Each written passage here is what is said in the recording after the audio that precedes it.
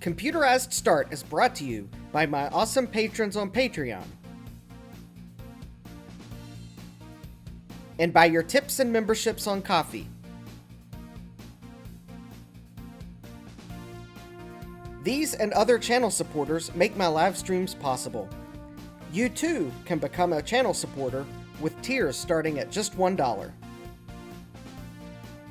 And as always, thank you for all your support, including sharing, chatting, liking, and subscribing. Now roll that famous logo animation!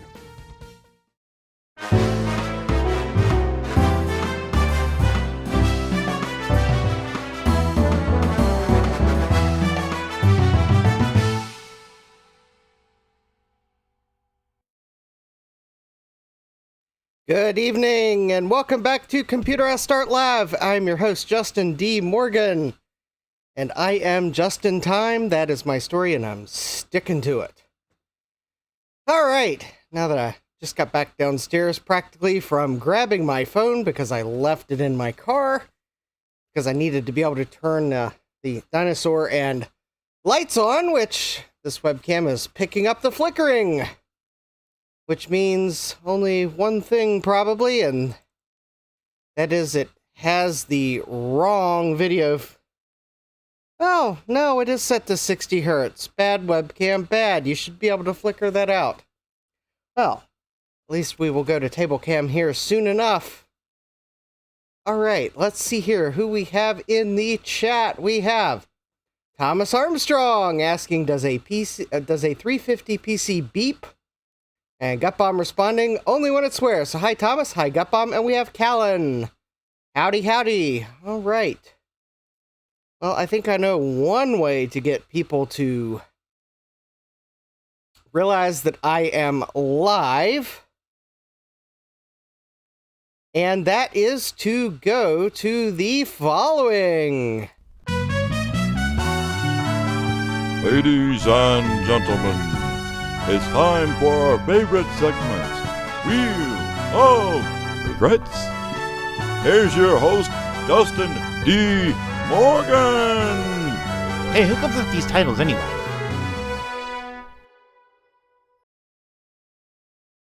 Yes, it is time for Wheel of Regrets, and we have Jesse, I8386SX. Hi, Jesse. And what do we have in the Wheel of Regrets pile today? We have 4 items, one of which I opened because I forgot what I bought. So, I think we will first go with the item that I already opened because I forgot what I bought. And then I just didn't bother to put it back in the packaging because that was silly. So, what is it that I forgot what I bought? Well, we'll just say the envelope wasn't as big as I thought it should be. And then I realized that no, it's the right size. I was just simply remembering a photo I had seen elsewhere of a similar item. So, let's open this up. This is probably one of my more ridiculous purchases. But, as you can probably see, we have, after we get the wonderful bubble wrap off of it, uh-oh. And I see that I have a screw that goes to something that's got some blue Loctite on it. Hopefully that was not an important screw. We have a manual and diskette for a sound machine from QuickShot. You might be asking, where is your sound machine? Well, it is in the Emerson 286. So this is the Sound Machine Utilities and Word Rescue game. Apparently Word Rescue was by Apogee Software. I could not resist. I suspect Word Rescue is probably episode 1 of a 3-episode shareware game, if I had to guess, being Apogee Software. And then, well, Sound Machine is actually a It's actually a Sound Blaster card that's private labeled, so... In fact, actually, I think this manual is probably the same as the Creative Labs sound card, except it's been rebranded to say Sound Machine, but, well, actually, looky there. In fact, I think on the card, it's no surprise that it's a Sound Blaster card. Anyways, this is the manual what you would have received. And all this other fun stuff. Anyways. Oh, and apparently whoever owned this manual before had something called borgwar.zip and bomb20.lzh. How fun.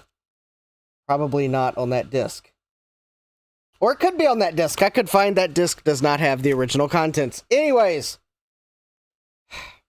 Something silly I bought for unknown reasons. But anyways, we will move along to the second package, which I have not opened, despite the fact that, well, it was mailed like that, I presume, or the post office opened it and forgot to put a "We're sorry" sticker on it. But anyways, hopefully I am not sorry for buying this, so we are going to open this.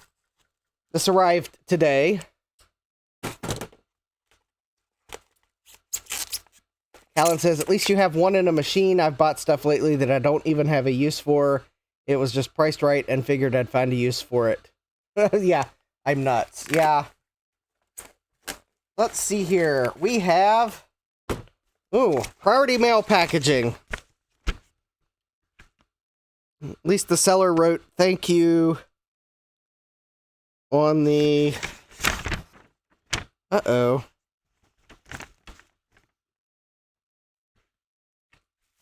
Wait a minute. I thought I bought... Okay, I'm going to have to double check my orders. I thought I ordered more than what's showing on the invoice from this seller. Maybe I didn't. Maybe they shipped the items separately, even though I ordered them on the same order. Alright, well, let's, I'm glad there was also stickers in the package, but first, I'm going to double check what I bought from the seller. Because maybe I did only buy the one item, even though I was thinking of buying 2 items.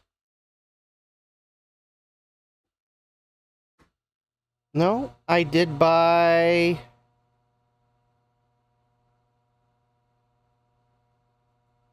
Oh! Okay. Alright, well, sellers don't normally do that, but I guess this seller did. They sent the items in separate packaging, because apparently they don't combine shipping. Okay, whatever. So this is only half the items I ordered from this seller.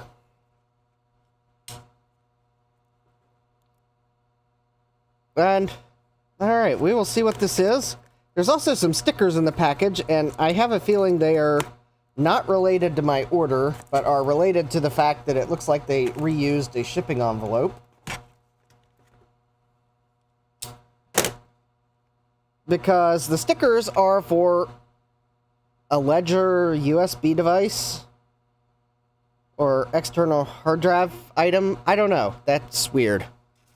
But the item in question is...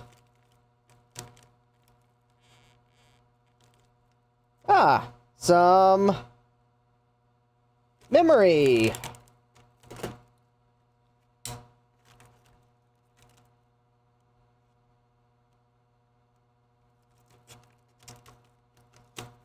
Okay, I am not sure why I am less and less confident that this is actually what I ordered.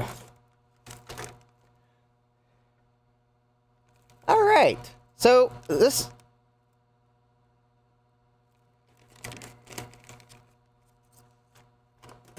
Maybe it is.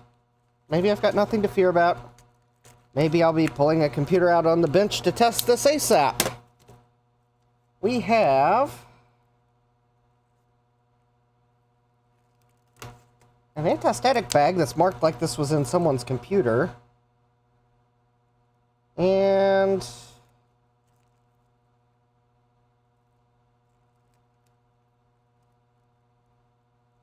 Oh, okay.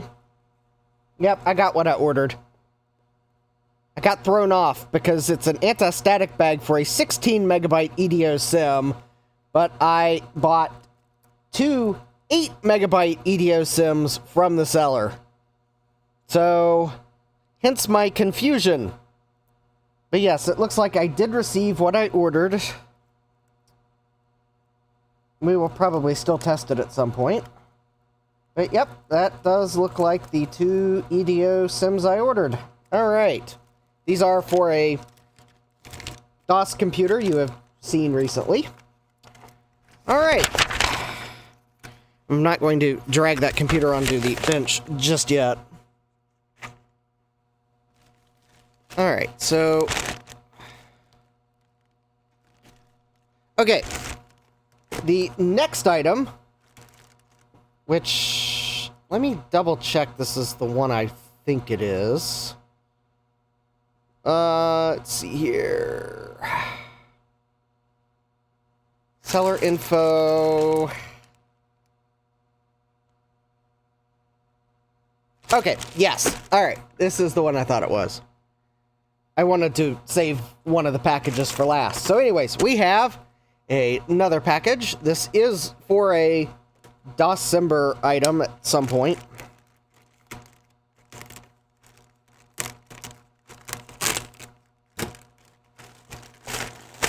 We have another use of a priority mailbox for a USPS Ground Advantage package.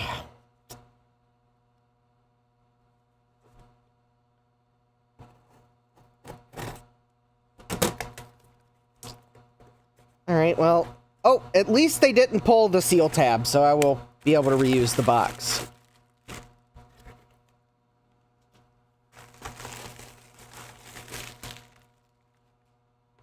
And we have...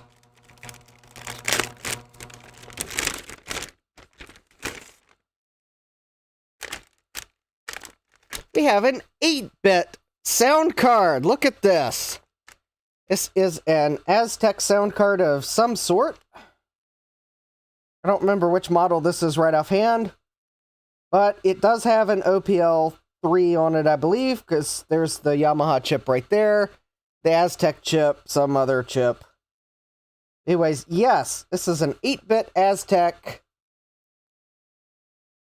probably Sound Blaster or Sound Blaster 2 compatible card.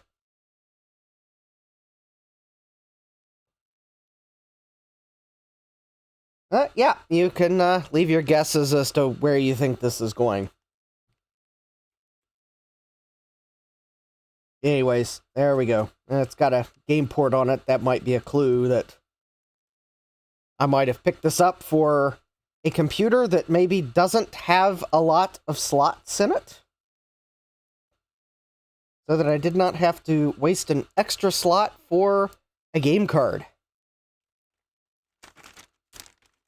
But I digress. Alright, so there's that. And then, last but not least, this actually is for tonight's computer.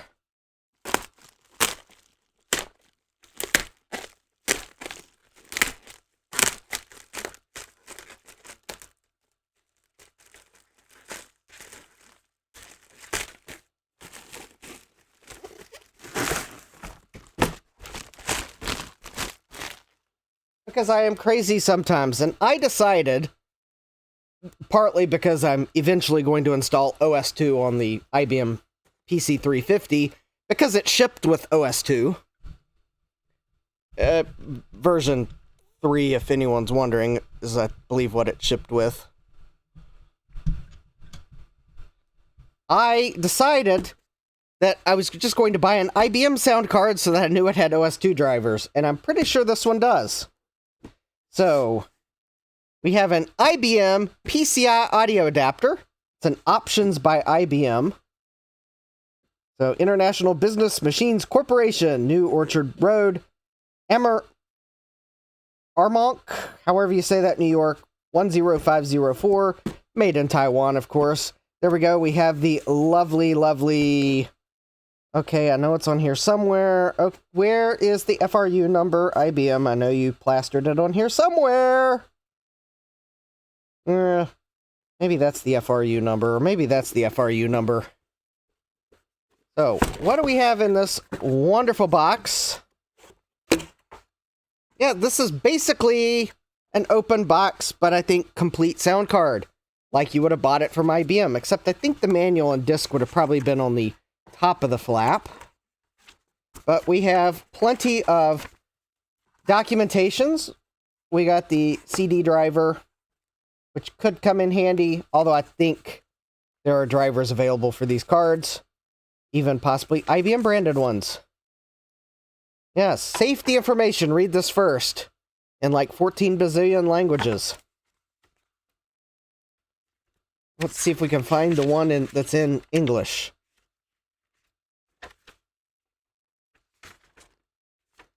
Ah, yeah. Yep, of course, this is IBM. Danger! To avoid a shock hazard, do not connect or disconnect any cables or perform installation, maintenance, or reconfiguration of this product during an electrical storm. Danger! To avoid shock hazard, the power cord must be connected to a properly wired and earthed receptacle. Any equipment to which this product will be attached must also be connected to properly wired receptacles. Danger! When possible, use one hand to connect or disconnect signal cables to prevent a possible shock from touching two surfaces with different electrical potentials. I guess Joe would not be installing this card according to the directions in his basement. Potentially. Yes, and of course, in IBM fashion, making sure you know how to disconnect and turn off and everything. Oh, here we go. This is a fun fact. Note, in the UK, by law, the telephone cable must be connected after the power cord. Yeah, IBM's covering their bases, as Callan said, yes. Note, in the UK, by law, the power cord must be disconnected after the telephone line cable. Why, is that backwards from what they're showing here? Oh, yeah, it is. Okay. Attach all cables to devices. Attach signal cables to receptacles. Attach power cord to outlet. Yep, okay. Yeah, right.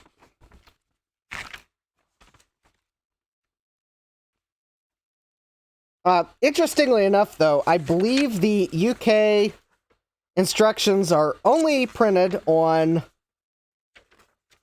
a few of these pages, so of course it's on the English one, but there was another one back here that it was printed on.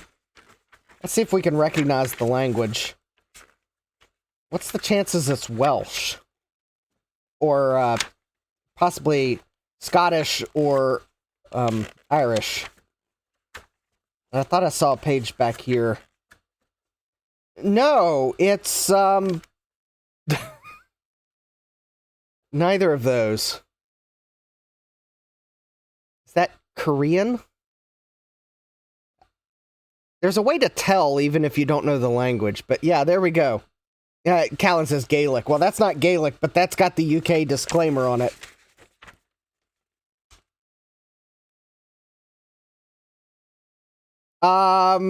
Okay.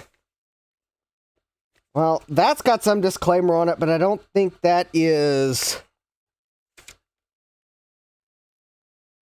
I have no idea what language that is.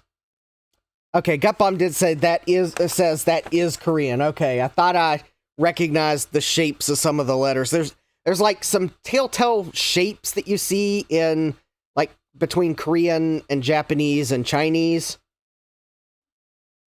That if you know what to look for, you can at least tell which one it is by looking for some of the shapes that are common. But I couldn't tell you what those are right offhand, but I thought something was telling me Korean, and apparently I was correct. Now that I don't know what it is, I'm tempted to pull my phone out and see if Google Translate will tell us what language that is, because... and what that says, because that is an interesting warning there. Okay, Gut Bomb says circles and straight lines is the telltale for Korean. Okay. I was thinking that that's probably what I was remembering. Gut Bomb says, I think that is Polish.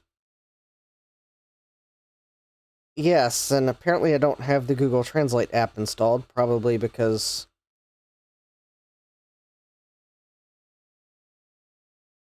I don't. Oh, okay. Google Translate. Oh, no, I don't have it installed. All right. All right, we'll see what Google says here in a moment. Because there's another one that's got a warning, and another one. Okay, now that one says UK.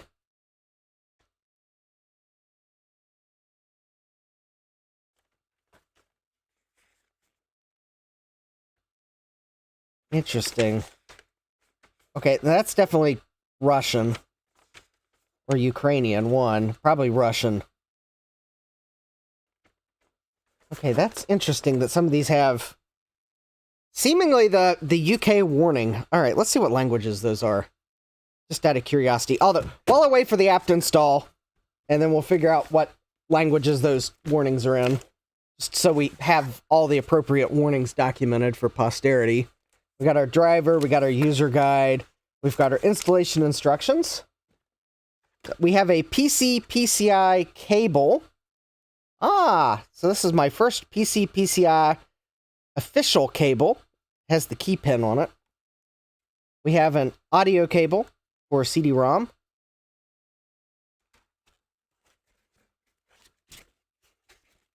And we have, there we go. There's the IBM FRU number if anyone's wondering. 37L4457. And we have an ESS Solo 1 based sound card from IBM. How neat. All right. Oh, good. Google Translate is now installed. So let's figure out what language these warnings are in and to see if there are any interesting other warnings that IBM has had to put here. All right, so let's turn the camera. All right, Google. Yep, that's fine. Can I? Okay, detect language to English, please. No, detect language. All right. So, Google Translate is saying that this is Polish. And that is the UK warning about... Okay, that is the UK warning, and it is Polish. Ah, hi, Jeremy. Jeremy says that's Czech. All right. Yep, that is Czech. The second one back here is Czech.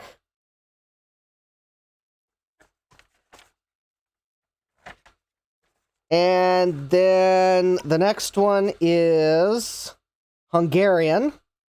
And it's also the UK. I wonder if someone forgot to remove it for some of these languages. And then Slovenian. Again, it's the UK phone disconnect connect warning. And then, yep, that was Russian. Okay.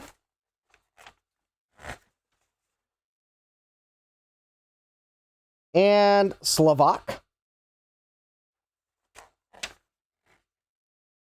Ah, all right. So interesting that the British warning... Gutbomb says, no, the UK warning is for foreign people in the UK. Well, then I'm surprised they didn't also, leave it in French and Spanish, although maybe that's not as big of a concern. I'm also surprised that they did not translate the warning on the Korean page to Korean. Gutbomb says they're the only country in Europe that does that stuff. Yeah. Anyways, if anyone's wondering what all those were translating to, it was pretty much, yeah. In the UK, you have to connect the telephone cable after plugging in power and disconnect the telephone cord before unplugging power. So, yeah. Anyways. So, this is the sound card that I have for the IBM PC 350. I think this sound card would have probably been, given it's got a PC PCI connector in it, probably really would have been for targeted to work with a Pentium 2 system from IBM, because generally that's the most of the boards you find PC PCI on are Pentium 2 boards, although there are some socket 7s. I do not believe that the one I have has it, so we won't be able to use PC PCI, but anyways, I was curious whether the... Oh, okay. It does actually mention it, so that's good. Oh, this has PC speaker in. Cool. I don't think I've got the cable for it, but anyways, looks like there are drivers for Windows 95, Windows NT, Windows 98. Uh-oh. I sure thought there were drivers for OS2 for this card. That could be a problem. They may not be on the CD. I may have to download them. Because it looks like this sound card... maybe this release of the sound card was more for Windows than OS2. Oh, don't worry, Jeremy. Don't worry. We will be installing DOS. But I'm eventually going to install OS2 on it, because it would have shipped with OS2. Alright. Anyways, that's the sound card I picked. Partly because it was an IBM part. Kind of thinking if you were running OS2, maybe you would buy an IBM sound card. Jeremy wonders what drivers are on the CD. Well, you know, there is one way to know. Let's see here. I think...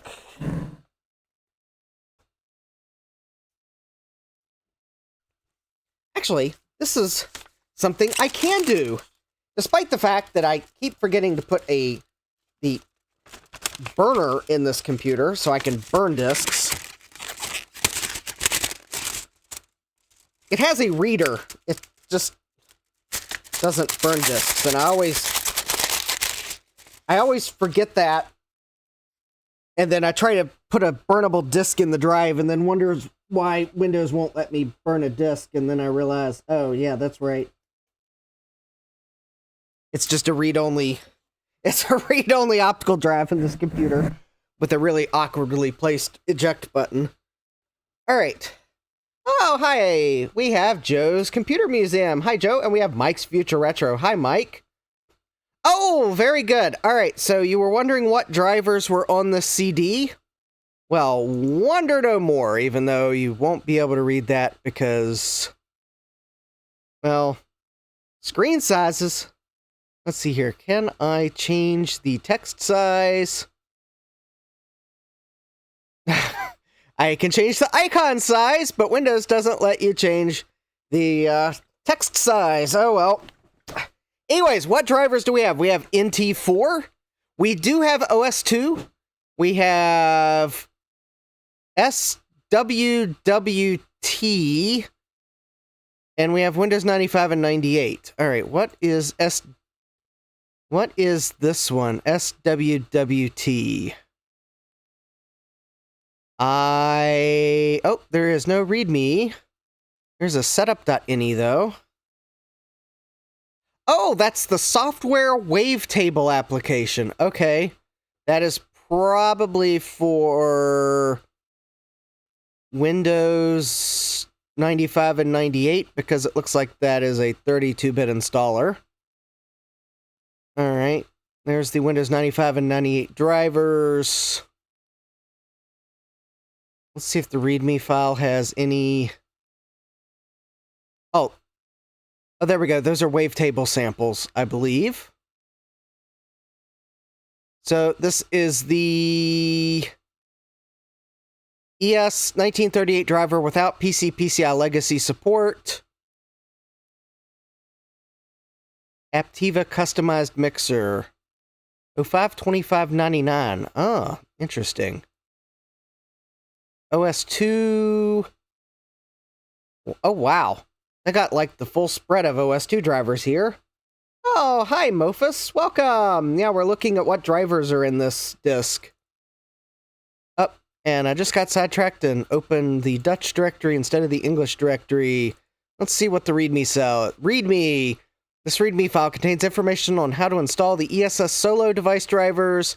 These drivers require OS2 Warp version 3 or 4. Excellent. Because I was going to probably go with OS2 3. That is excellent. I took a gamble that this would actually have OS2 drivers with it to kind of indicate that this was a sound card IBM would have sold you for OS2. And let's see here. Windows 95 and 98. Oh, I already looked at that. And then NT40. Anything of consequence? I will double check to see if the CD's been archived. And if it has not, I will archive it. Because this does look like it's a disc from 99. Jeremy's asking, so this card may not be a regret. No, it may not be a regret. What CPU is in this IBM? It is... Okay, so the IBM, which actually I will go grab here momentarily. The IBM has in it a Pentium processor. No, 2, 3, 4 core IW any other letters that Intel decides are the letters du jour for new processors. It's just a Pentium processor with MMX because it's got an overdrive processor in it. Yeah, Gutbomb was asking MMX. Yes. But it's Pentium with MMX. It's not a Pentium 2 or a Pentium 3. It's a Pentium with MMX. So I gotta go grab the computer. No, it's Socket 5. It's got an overdrive processor in it. So... Anyways, let me go start to grab the... Oh, hi, Francois. Welcome. And did I miss someone popping in? No, I did not. All right. Yeah, I tricked myself.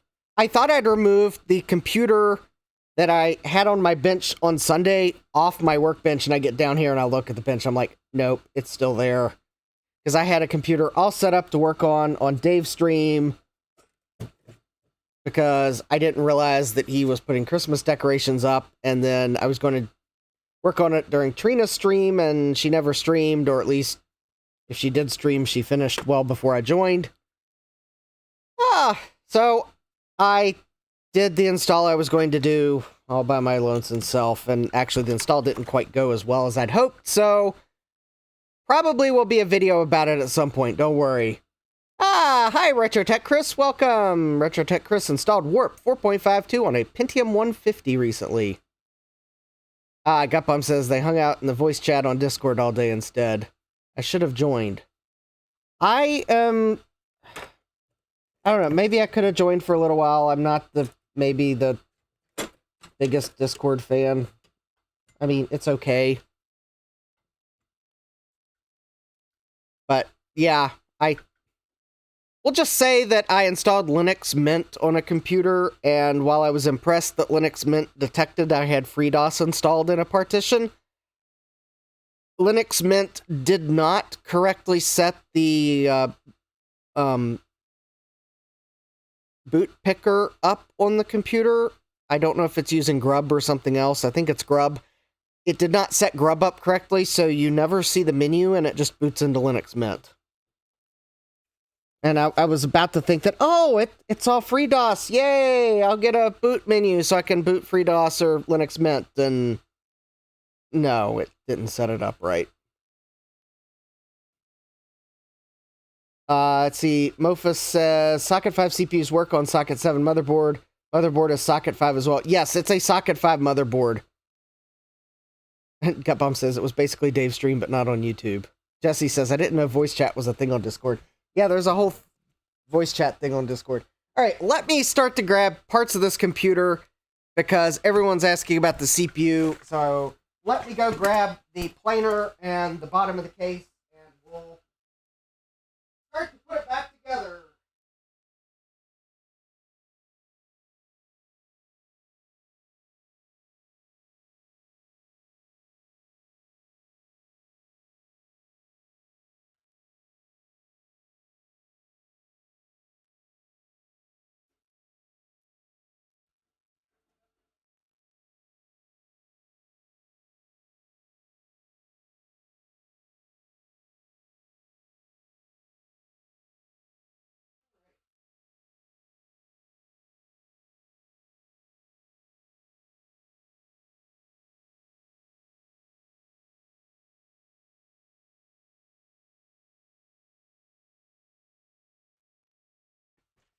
All right, so introducing the first part of it. So there is our CPU, and there's the processor socket. I do have the original processor as well. All right, let me go grab the power supply and a bracket.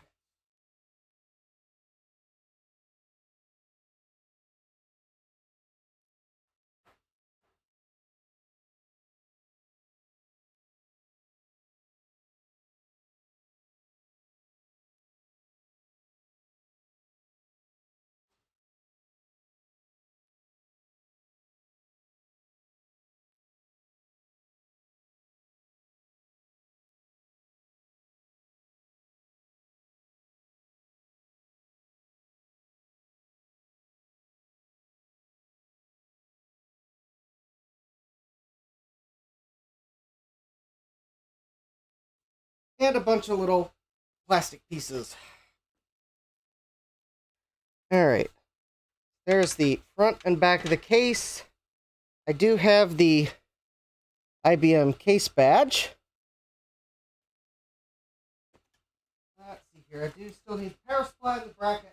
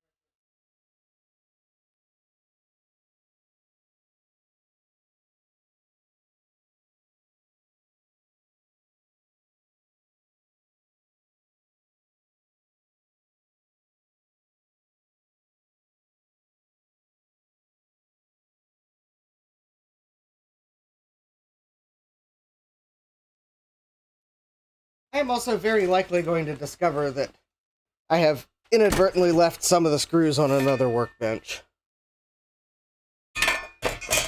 Some could say I'm putting this back together so I could reclaim space on that workbench, and the answer would be somewhat.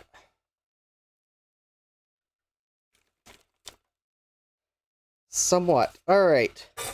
So let's take a look at what I've done, and all right.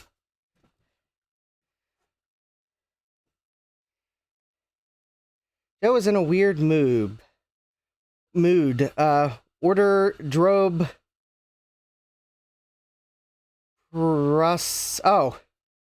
Oberdrobe processors, yeah. Let's see here. We have Any Bit Fever Dreams, yay! Hi, Michael.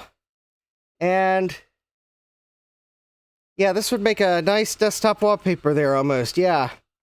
All right, so what do we have? We have, let's zoom out a little bit, a mess on my bench. This is not necessarily the original processor from the system Jeremy gave me, but no, this is the original processor to this planer.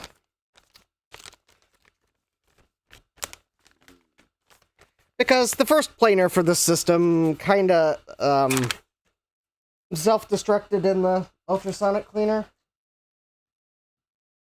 So, yeah, this is actually a replacement planer. This is like, Theseus's ship. The case is still original. So, and this is the original power supply. But yeah. Alright, so what have I done to this computer over the past year?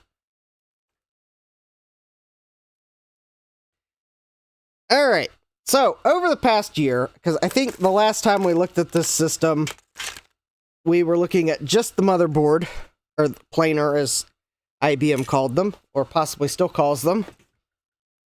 We did install this Intel Overdrive, I think it's a 200 processor.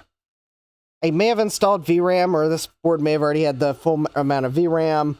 We did test it. I think we installed operating systems on this compact flash card, or possibly it was on this hard drive here, which I believe has some bad sectors. So that's what we did last time to it. Over the past year, I have cleaned everything. So I did clean and relubricate the front fan as best as I could. There is still some very caked on dirt that probably will never come off. I think I did open the power supply. I cleaned and probably lubricated the fan. I checked it for any no-nos. I did clean it off as best as I could. There's still some staining that just wouldn't come off. I'm not even going to think about what that might be. La la la la la to anyone in the chat. I cleaned the bottom of the case. It cleaned up fairly well. I think there's a little bit of staining here from... I'm not going to imagine that either. This computer, I believe, came from Computer Reset, so if that sets the tone of why I just don't want to imagine what it could be. It's roof water that leaked in. We'll put it that. I hope it's that. Alright, I glued the back panel together, as much of it as I had, because it had a crack here, and some of the tabs had cracked off. I think that tab came off, and that one came off, and that one came off, so I glued those back together. It's not perfect, but hopefully it's better.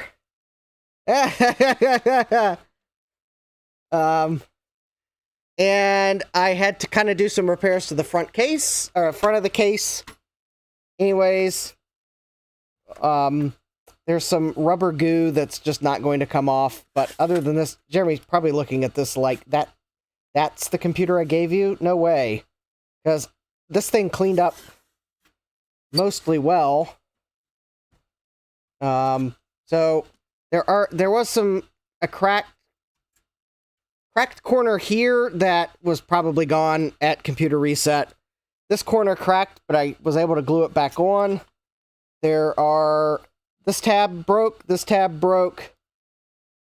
I think this tab broke, this post might have broken, I think one of these tabs broke, so... And also, the posts holding this panel on also broke. This post broke. Which is why I wrote myself a note on this cover that peg is glued, will probably break if you remove. So anyways, now on this one here, both of the pegs broke. So I do have the cover, I do have the pegs, but I already had an idea for this computer, which is why I didn't glue it back on. Don't worry, we will not have a gaping hole there. I have a plan. But before I misplace it, I do want to... Uh-oh. I may have already misplaced it. Where did I... Oh, there it is. Just if anyone's thinking something looks incomplete here, I think... There we go. There's the IBM logo that went on the front. Although, I think this is kind of neat, because they designed it so that you could set the system upright, and your IBM logo was still right side up. I mean, look at that. IBM Engineering. They probably spent way too much fixing that so that you could adjust it, which they could have spent on slightly better case plastics. But I digress. Eric says, look at all the angles on that thing. Yeah. Francois says, I glued it back, but it fell apart. Hang on. Who's cracked? Joe says, engineering. Yeah. And like the stonks type spelling. Oh, I think this blue part kind of had cracked too, so it's got some glue on it. Yeah, this thing's held together with glue, but it cleaned up very nicely. And I do have the case lid, but anyways, so that looks good. The back looks good as it can with some permanently missing pieces. I will wait to put those on until last because of how fragile they probably are. Or at least I will wait as long as I can to put them back on. All right. All right, so we got that. So, oh, also, I do have there's some plastic pieces that go inside the case, as well as there are two metal pieces. So we have the drive cage for the 5 1/4 inch drives, and there was some. Now, I think the camera will probably pick it up. I think you could probably tell there is a sheen difference.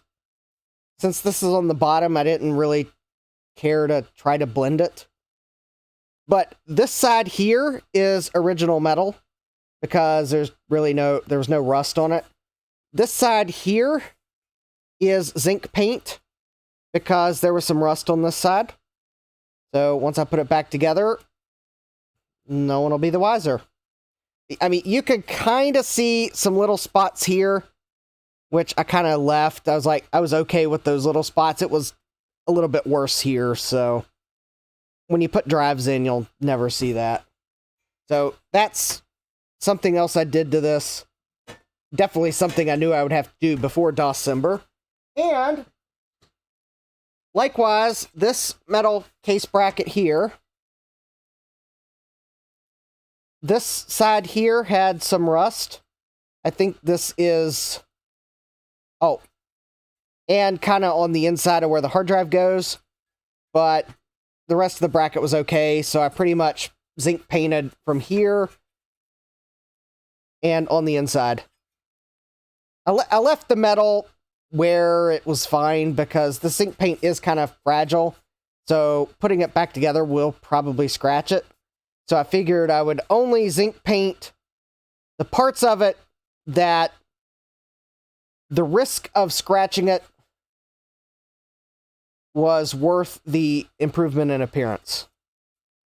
Again, I think once I put this back together, because this bracket goes somewhat like here, I think, because this also holds down the riser card, and it's what the hard drive mounts to. I think by the time, I mean, you won't see most of the paint because, I mean, you'll see this side of it because that would be facing the side. But a lot of this you'll never see, especially the part where the hard drive goes that might scratch. So that's some other work I did. I think I might have been doing that while I was on one of Dave's streams, so I don't remember which one it was, but it was during the summer when it was nice and warm outside and I could leave it outside to dry. All right. So this hard drive is not a Connor, but it's got bad sectors forming, and also this was from a gateway, so this isn't the original hard drive.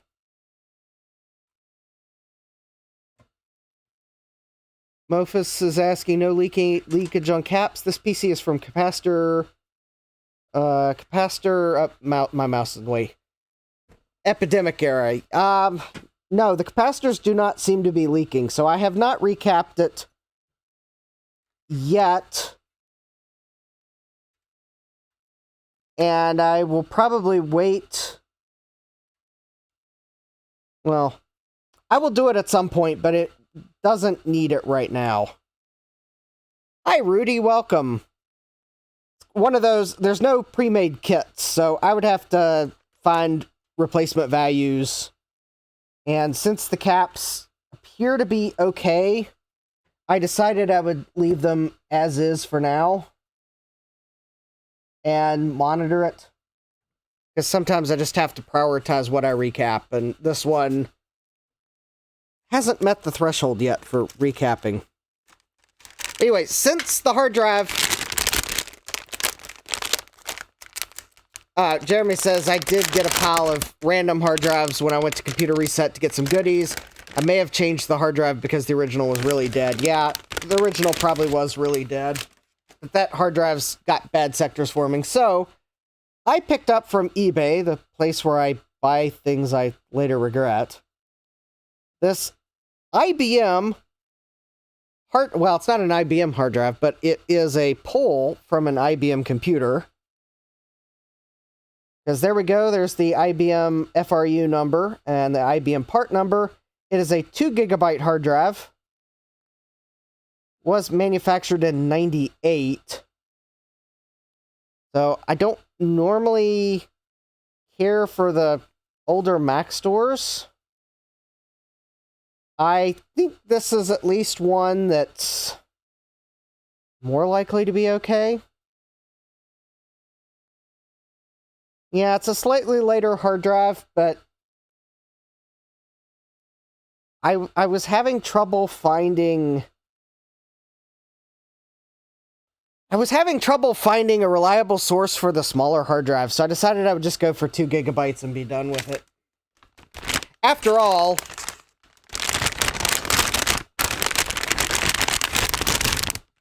we are installing a sound card in the computer. And it is not without reason that if someone was installing a sound card,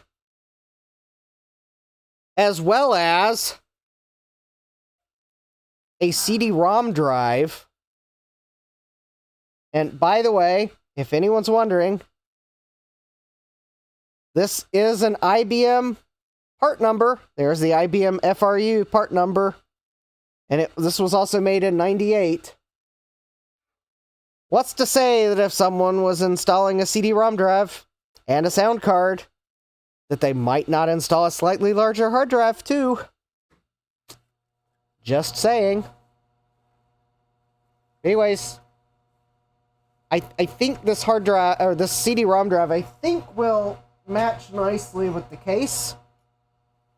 I bought this for another project, but then I realized that since it was an IBM part number, it would probably be as close of a match for the IBM white plastic as I would probably find. Because actually, I think I'd initially bought this for my PC rebuild project, but this was actually a faster drive than I needed, so that's when I realized, you know, I bet this probably matches the IBM plastic. Yeah, Jeremy says it's all in the realm of possibilities. Granted, would they have bought everything from IBM? Not necessarily, but anyways, this is how I'm going to fix the one faceplate cover that I'm not really going to be able to practically install because both pegs broke. I'm going to put a CD-ROM drive in the computer. There, problem solved. And, of course, last but not least, I did take apart and clean and relubricate the original floppy drive, so there's that. So I'm pretty sure it's in working condition again.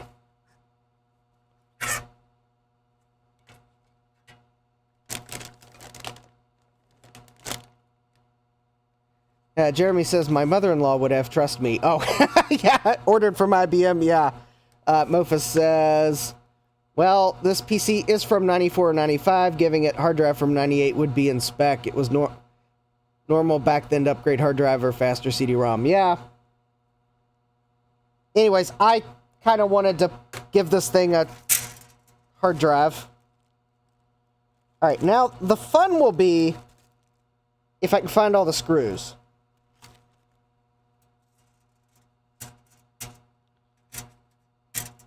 I should have them all.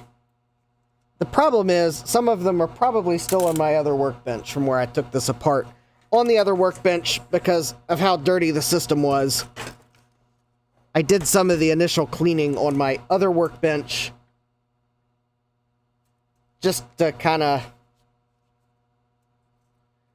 Jesse says, I had a CIO that probably would have done the same. Yeah.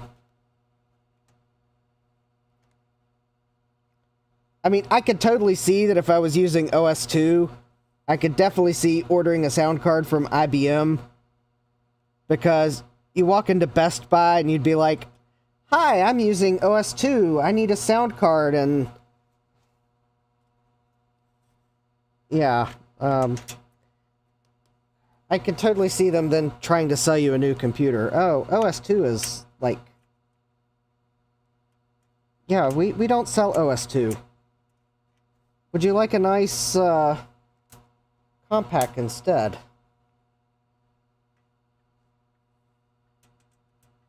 Alright, so I'm trying to see... Okay, so those are the correct screws for the standoff.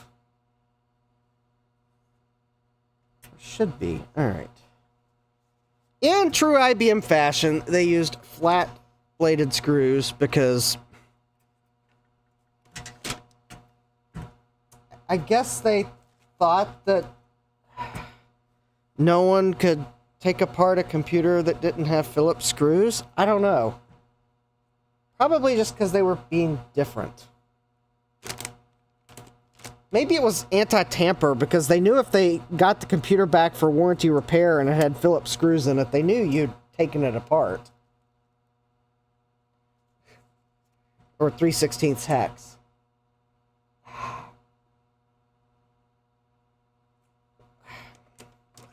You know how often my hex bits walk away? It's like not even funny.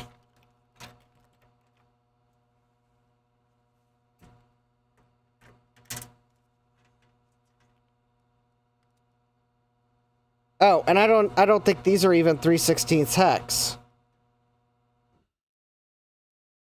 Or maybe they are. Hold on, let me see. Maybe my 3/16 hex is sitting beside me and I don't even realize it.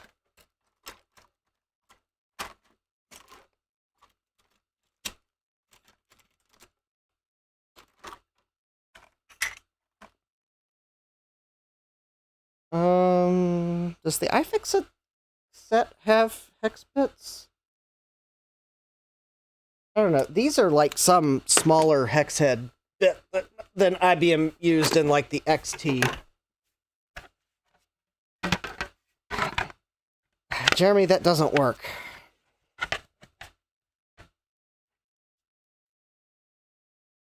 The moment I try to keep a small hex set at my bench, it still walks away.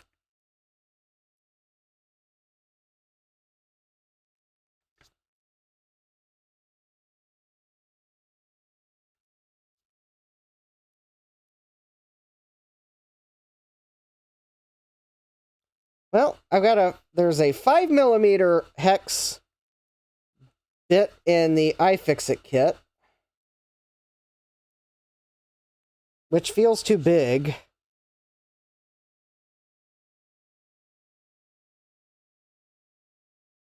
And there's no standard bits, because this is... Oh, wait, that's 5. Jeremy says, then screw it down to the bench, silly. Yeah. Alright, this'll probably work. It's not a perfect fit, but it's probably...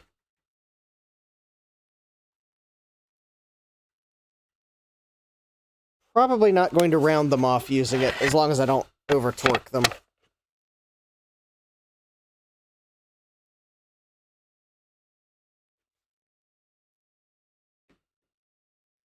It's the quandary of being a homeowner that has to repair things. inevitably, despite my best efforts to keep tools at my workbench, inevitably they walk off somewhere for other repair purposes. 3/16 is around 4.7 millimeters. Yeah, there is no 3/16 hex bit in the iFixit set. iFixit, if you're watching, I know you probably aren't because I'm a nobody YouTube streamer to a company as large. Did you really not consider putting a 3/16 bit in a computer repair kit? That and like a 5/16 and a 7/32. 3 common hex sizes to find in a computer. Alright. Mild irritation at large company over. Although in reality, their sets are probably some of the nicest sets you can get, and they are a good company otherwise, but you would have thought that maybe they could have included a few imperial sizes for the ones you commonly find in computers. Did I really find all... Are there really only 5 standoffs? 1, 2, 3, 4, 5.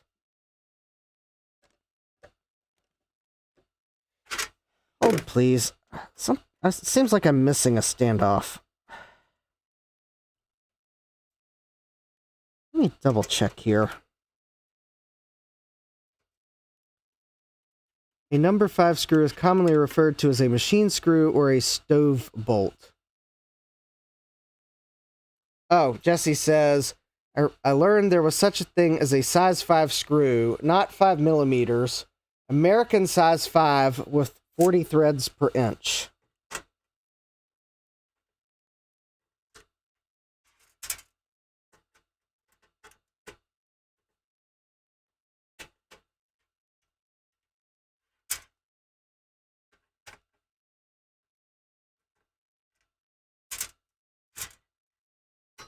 And if anyone's wondering which iFixit set I have, it's the larger of the, like, 2 they sell for computer repairs. Which is kind of... If I'd had the smaller set, I could definitely see why that one might not have the 3 Imperial hex bits, but... Okay, there are really only 5 standoffs, and I was just double checking. Okay.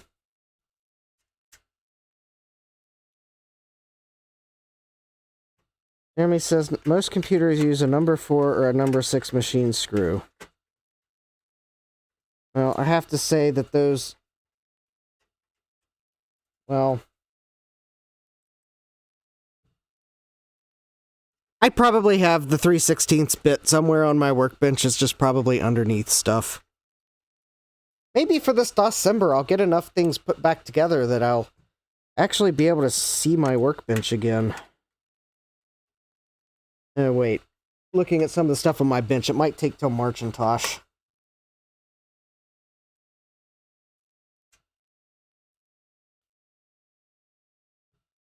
Jeremy says number 5 screws are rare. Jesse says this was for a universal access point mount. I stripped one. That was hard to find. Alright, that just seems like whoever company sold that universal access point was being slightly spiteful when they picked a number 5 screw.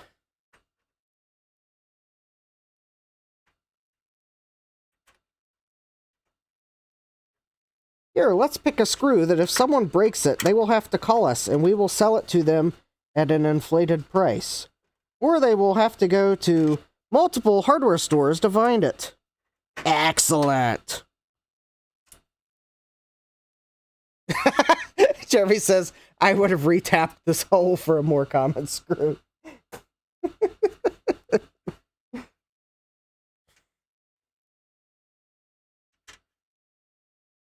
Yeah, that would have probably been easier. Okay. So, we got the standoffs in. Trying to look at the order of reassembly.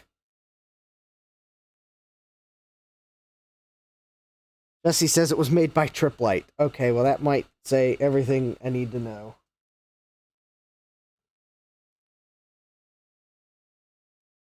Octobench was 2 months ago.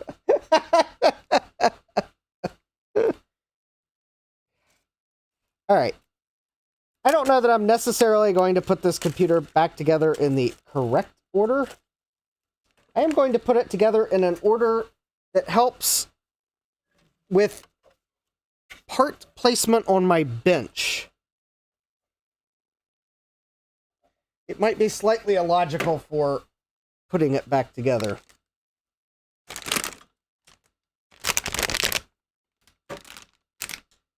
Because the next thing I am going to do so that I can move stuff around it more easily is I'm going to put the power supply in, because that might be something you might think, oh, well, that would be one of the last things I would put in because of the power cables.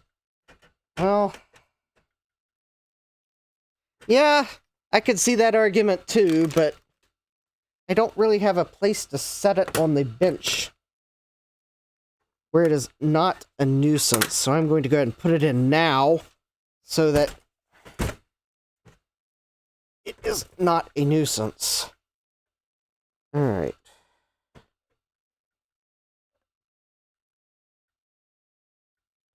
So I think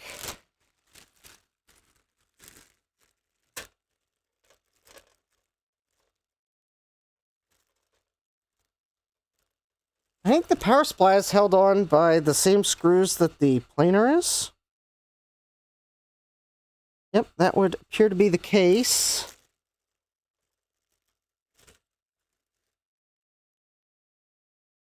So 2, 3,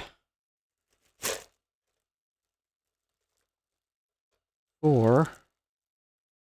I will use as many original screws as I have, but it may come to the point where, especially when I get to the hard drive and the CD-ROM drive, I will have to break into a set of screws because I don't have the original screws for those parts. Oh, hi John, welcome. John Siphone Scipione is here, asking 486 with the Intel chipset. Nope, this is actually a Pentium. And I probably butchered your name. I'm bad at sight reading names the first several times. So I do apologize to anyone I butcher your name. I try. You can always try to correct me in the chat, and I will try to remember. But anyways, this is a Pentium motherboard, and that is a Pentium overdrive with MMX. So this board it's a socket 5 Pentium board, and that overdrive upgrades it to a 200 megahertz with MMX. Jeremy's asking Italian surname. Could be. Could be. That would make sense. Anyways, so anyone curious, there's the Intel Pentium overdrive. I think the part number is actually under the fan. I can remember how you disengage the fan. I think there's 2 clips holding the fan on. And I don't want to break them, so I'm just not going to try. Actually, part number I think should be on the bottom. No, maybe not.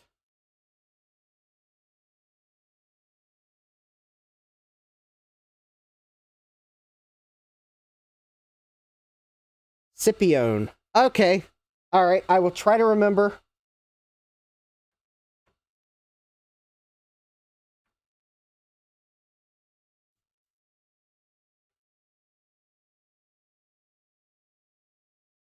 Eric's Edge.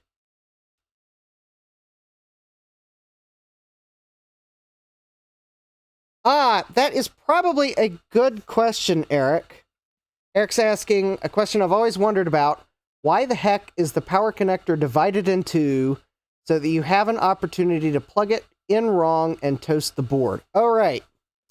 My best guess is that when they went to this style connector for the power connectors, and I believe, I am not certain, but I believe these are made by Molex. I believe Molex only made a 6-pin length version. Because if you look at the really old PCs, they actually, some of the older PCs actually use a single piece connector, but the pins are different for them.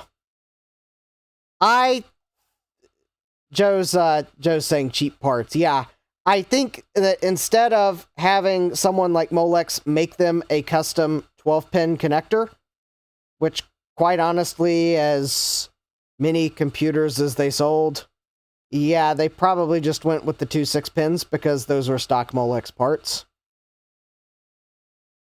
That would be my guess. That whoever actually made these connectors, and again, I'm not certain Molex made them. I'm sure there's clones now, so these may not actually be Molex, but whoever initially made them, I suspect IBM went with a stock connector style instead of having them custom make them a one-piece. Francois says, really must sleep. Well, if you end up having to go to sleep abruptly, Francois, well, we will have a good evening, and we will talk to you later. Remember, the blacks always go in the middle because black is common. Otherwise, you will have a dead motherboard riddle. Or sadness, or smoke, or whatever your... Yeah, Jeremy says... Francois says, actually, this one is keyed differently on both. Yes, actually... I just noticed that. IBM actually did key this. If you will note, there is actually a key pin. I just realized that. Good catch, Francois. There is actually a key on this board. And on the connector. So, if I tried to plug this in backwards...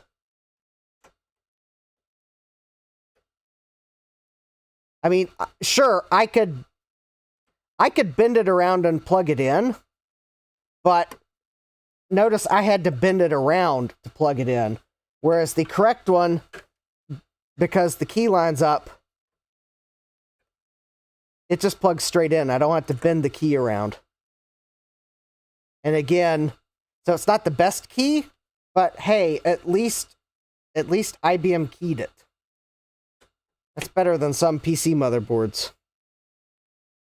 Jeremy says, red to red, you're dead, Fred. Yeah, pretty much. All right. Oh, is that? Okay, the one thing about this, and... Oh, good. I'm also glad they put keys in other places, because, for example, the power switch... There's a power switch from the power supply, and it plugs into a connector on the power switch. Yeah, it is a weak keying, but, well, that's better than no keying I've seen on a lot of motherboards. Granted, I don't think that's keying you could really trust in a lack of sleep scenario, but, well, I don't know. There's a lot of boards that don't have any keying at all. But at least the power supply's in. Went ahead and plugged that in to get that out of the way. Now, the really interesting thing about this power supply is it actually has 2 connectors for P10 and P11. One of which would probably go here if it was fitted on the motherboard. The other one... and because of the key, I know which one it is. The other one actually connects to the power plane. And actually, if you will note, these 2 power connectors are also, while weakly keyed, they are also keyed differently than the two motherboard connectors. Yes, and as Jeremy is pointing out, this is for 3.3 volt and ground, so that you can plug in 3.3 volt PCI cards and they will get power.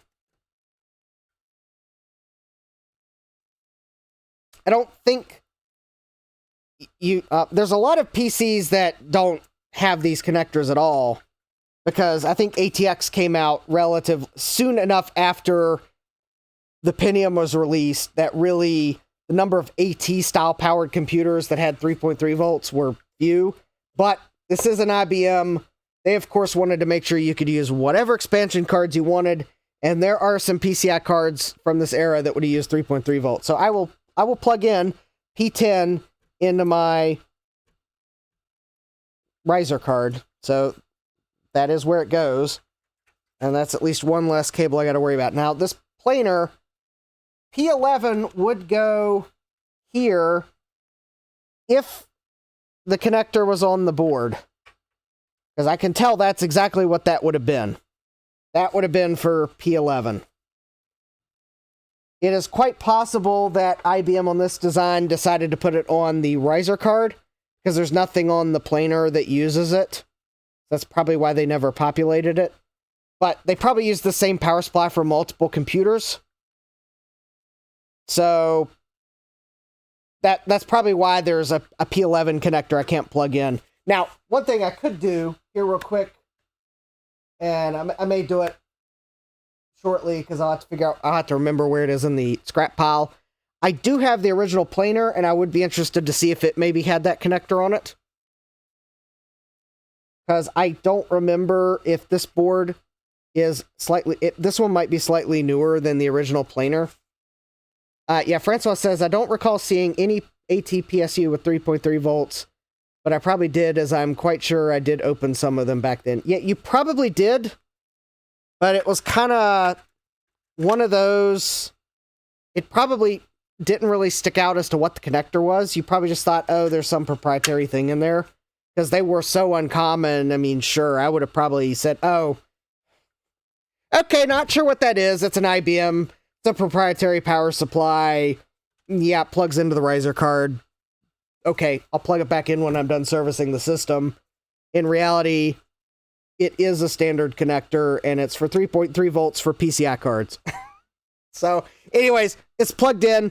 If I put a postcard into this riser card, you would actually see the 3.3 volt LED light up on it. Because there should be 3.3 volts on the two PCI slots.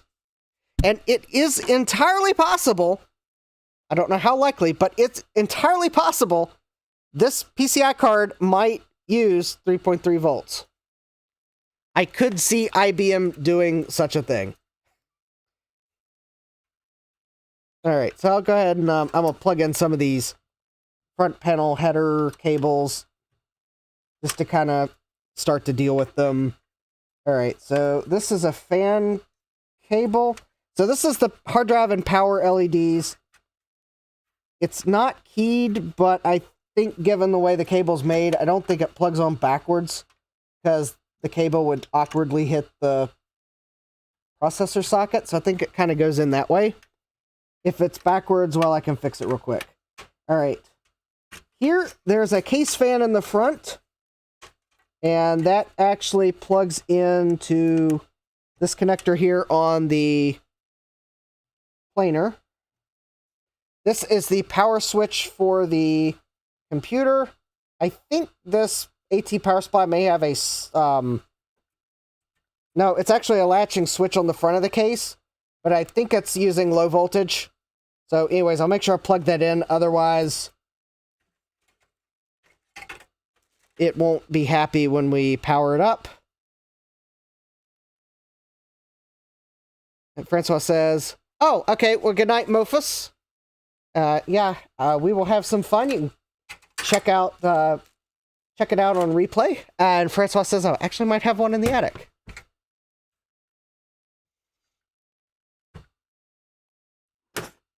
So, yeah, all right. So I am going to go ahead and just as a sanity check, I'm going to go ahead and we'll do a power on test here with just the motherboard and the power supply. I'm not even going to bother to get a keyboard at the moment.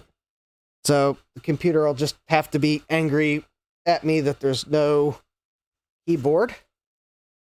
Francois says, I recall having both a slimmer Pentium 90 that was used for natting the ADSL back when I was at the student house. We shared a connection, and another one, P160 or something, with a similar front. All right, well, good night, Francois. I'm glad you could join us for a little while. All right, and without further ado, let's at least go ahead and we'll at least give it an initial power on. So, all right, we got the Pentium fan, we got the front case fan, and, oh, I got the wrong input selected.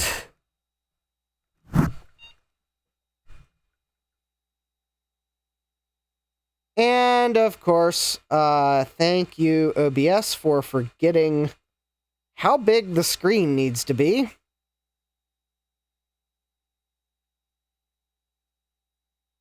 Wonderful. All right.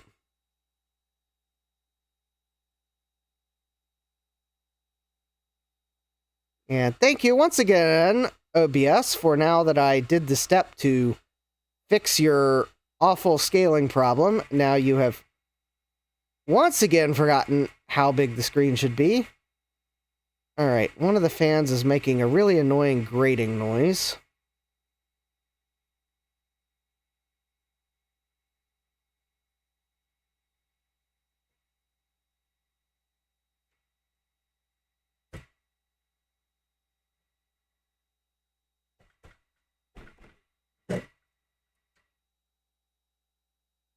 Alright, don't know which fan that was, so I'm going to take the interesting troubleshooting step of stopping one of the fans. Oh, I bet that's the fan on the overdraft processor. Alright.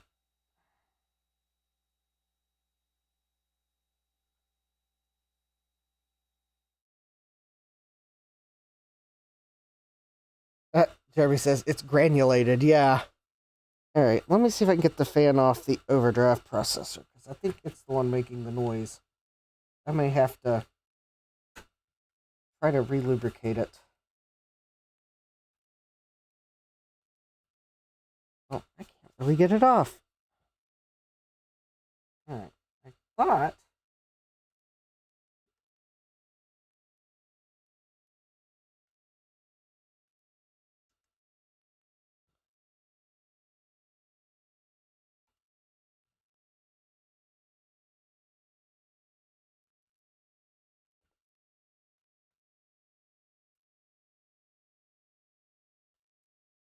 Alright, well, whatever.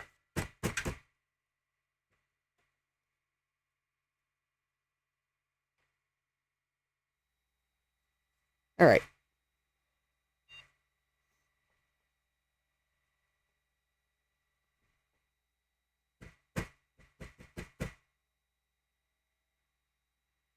Alright.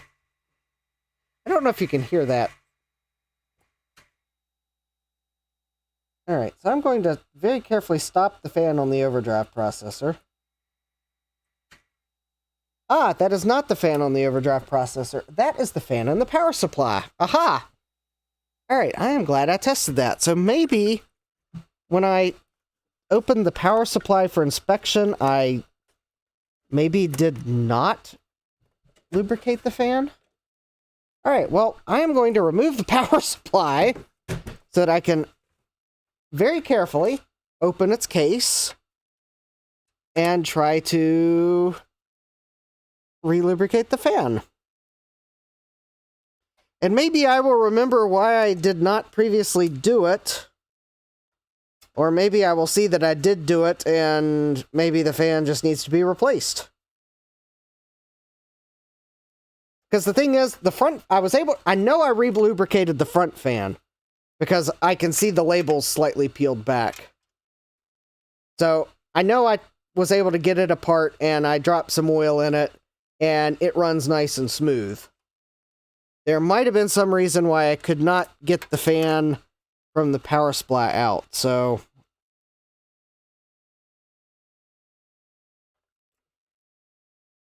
or maybe I did relubricate it and it was just too far gone, so we'll have to go to replace it. I may have a replacement fan on hand, because I think it's just an 80 mil fan.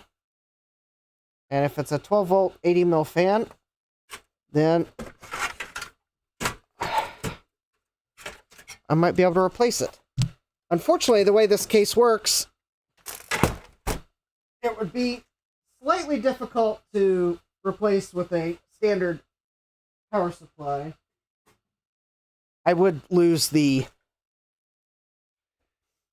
3.3 volt power connectors unless I find a power supply that supplies them, but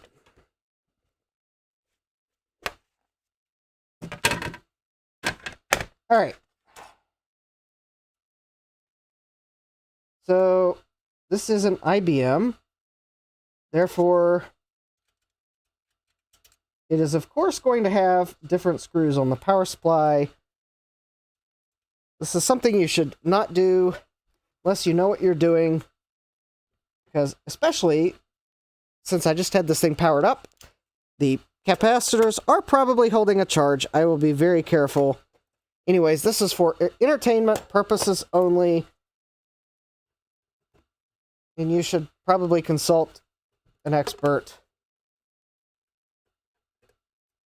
unless you've had the proper training and expertise.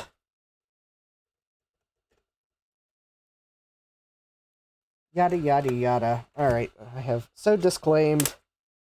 I'm not responsible for lost, late, or misdirected electrons in the case that you touch something that you weren't supposed to touch inside the power supply, should you decide to actually open it up anyways.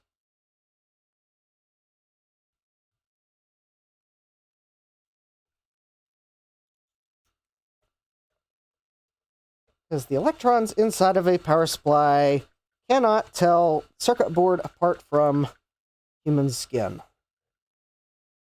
They are not smart capacitors. And as you can see, I have definitely unplugged this because there's no way I'm going to work on one of these live. I mean, voltage test might be one thing, but not actually work on. Alright. Ew, fun. Okay, so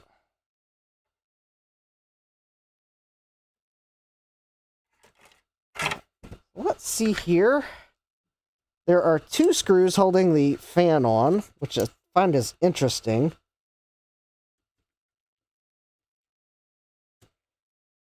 Oh, you know, I bet I did not try to lubricate this fan, because I think I see why I probably dusted it and then, like, said, I'll test it.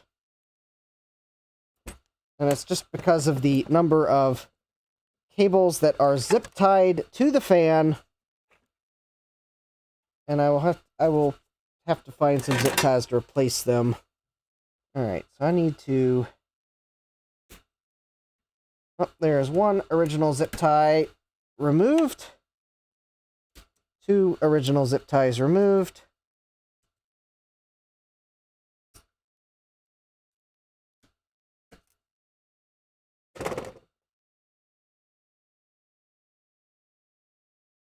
There we go.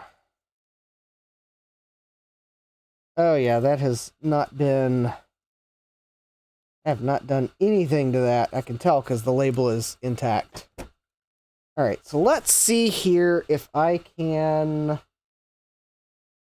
carefully peel back this label, because it looks like it is sticking off the side of the fan.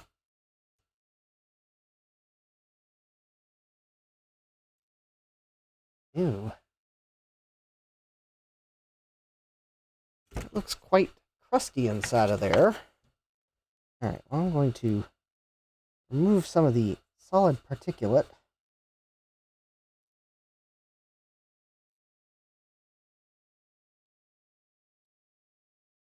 Alright, so let's see if I can remove this fan.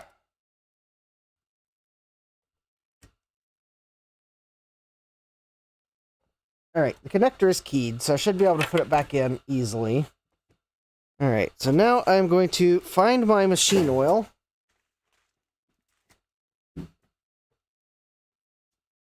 Which naturally fell off the place where I keep it.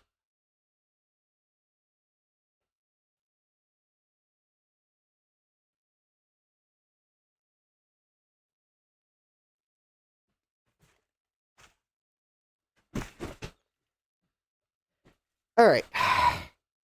Now I'm going to put a couple drops of oil. I'll start with 2.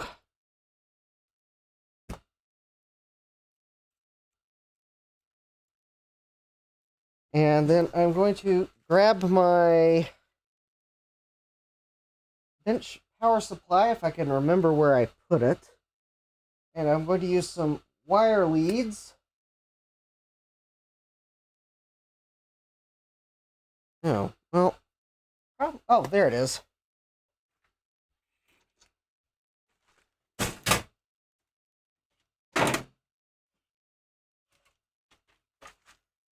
All right. So there's the bench power supply. And here's the fan. So let me go grab some jumper wires that I will insert into the pins of the fan. And then I will power that up with the bench supply at 12 volts and let them spin for a little bit. If I can find jumper pins. There we go.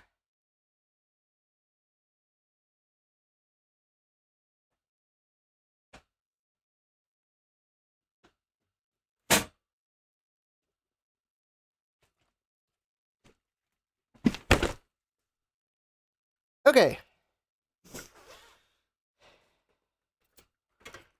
All right, so first I'm going to hook up the leads. So I got a black wire for negative, or ground. Right. Doesn't matter which of the two I put that one in. And then I have a red for positive.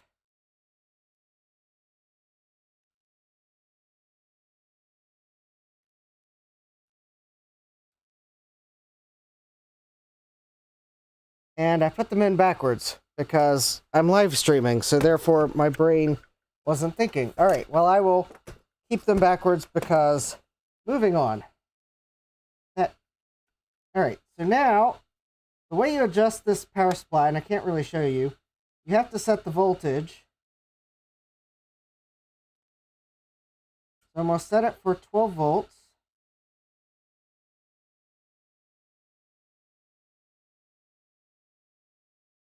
And then to set the current, you induce a short, and because these will get very hot, I'm going to use some tweezers to hold them together. All right, it is in current limiting mode, and I am going to limit it to, let's see, how many amps is this rated for? 0.16 amps. So I am going to limit the current to like 0.2 amps. 0.25 amps. That's probably good. All right, there we go. Now that I have the current limit set, I will plug the positive into the negative, or what looks like the negative into the positive, and what looks like the positive into the negative, but they are in backwards in my power supply. And then I will turn this on, and we will let the fan spin. Gutbomb says, you should get a different bench supply that doesn't require this jank. This is weird. Yes. Well, this bench supply was free. Therefore, I have put up with it for far too long.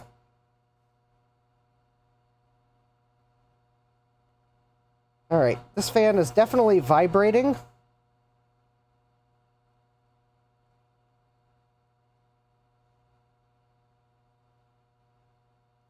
But it's not making any noise now. Yeah, maybe my, maybe I might use my coffee gold to buy a new bench power supply that doesn't require mental gymnastics to set a current limit. That would certainly be nice.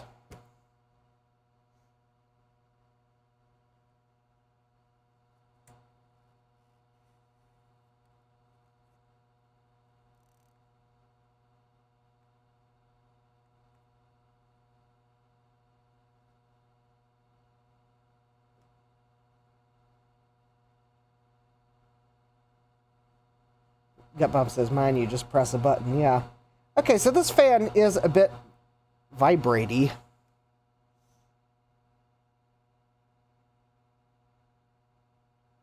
Fortunately, I'm kind of afraid once I put it back in the power supply, it might make noise again. Oh yeah, touch the fan blades. It no likey. All right.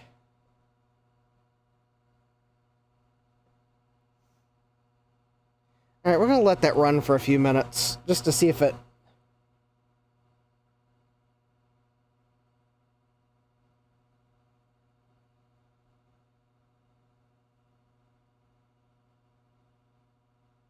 I mean, already. If I'd been thinking, I would have powered it up with the bench supply first to get an idea of how noisy it was, but Jeremy says, ah, a Nidec fan. How quaint.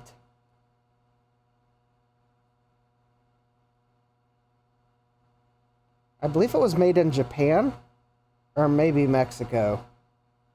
Depending on if that MX means Mexico, or that MX means something else. Oh, Jeremy's correcting me, Nidec. Oh, also, Nidec fans, strangely enough, want power. So when you pull their power, they stop spinning.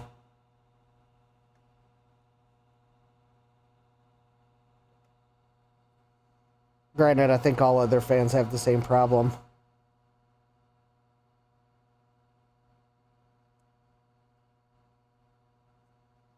I'll probably have to put a bit of Captain tape on that to hold it. I have probably over-lubricated it, honestly, but I wanted the oil to have a chance to work its way in. Jeremy says, Nidec makes high-power electric motors in Mena, Arkansas.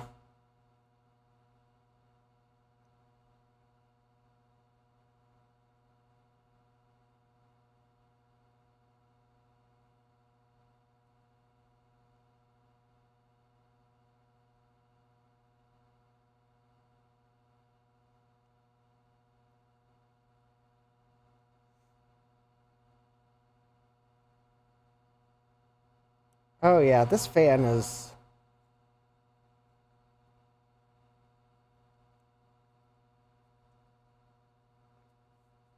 like 400 volts and up, Jeremy says. Oh yeah, this is not a 400 volt fan, fortunately. I would not have it in my hands if it was.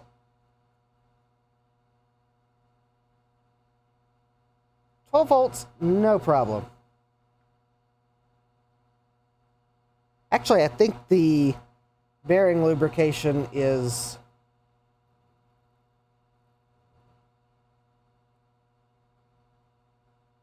just what the fan ordered. Alright, let's see if I can't maybe retape that label on or something. Probably with a little Captain tape to the rescue.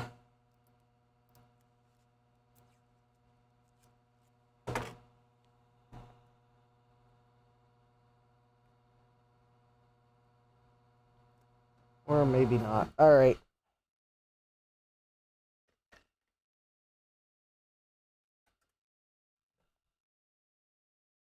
Fortunately, yeah, that label's kind of... that label was not really sticking that well, especially once I started peeling it off. Also, I think I got oil on the adhesive, which certainly didn't help its stickiness.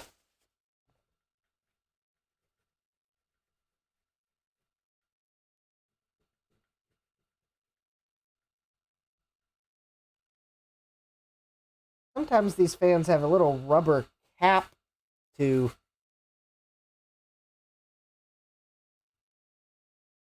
Jeremy's saying maybe perhaps a retro mod may be in the cards later on. I don't know what you mean, Jeremy, by a retro mod.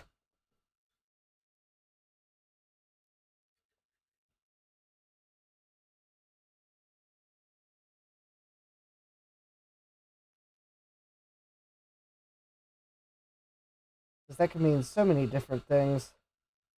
I mean, I'm obviously not removing the fan from the computer, because it needs a fan.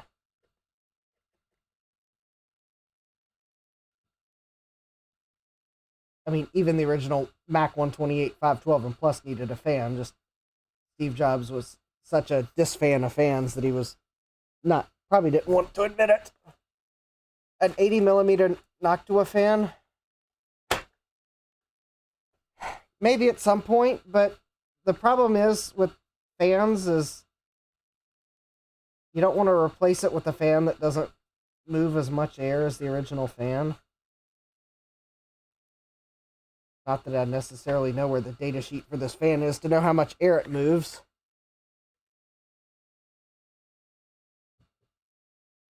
All right.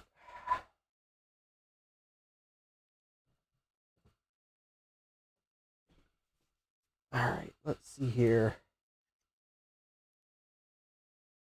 So, unfortunately, not every fan is a good Noctua fan swap candidate.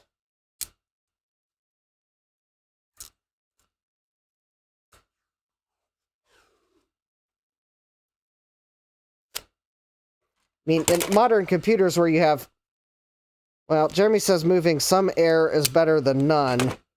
But remember, Jeremy, the problem is with a modern computer, you have many fans. So if you have a lot of fans, even if they are Noctuas, you're probably moving enough air. This computer only has one intake and one exhaust fan.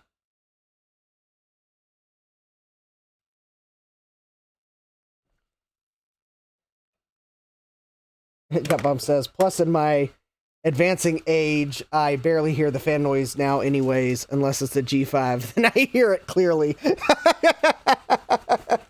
Yeah. In fact, I think I can still hear the fan noise from my last G5.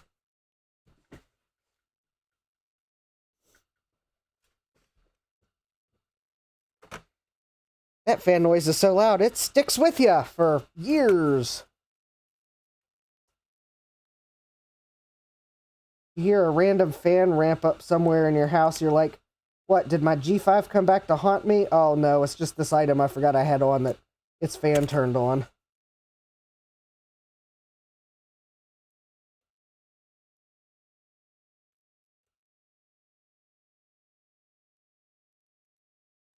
Alright, so I have very carefully cut the Captain tape that I am using to seal this fan.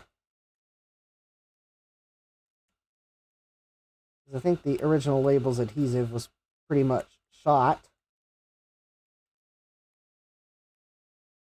Untold years in a hot and cold cycling Texas warehouse probably would do that.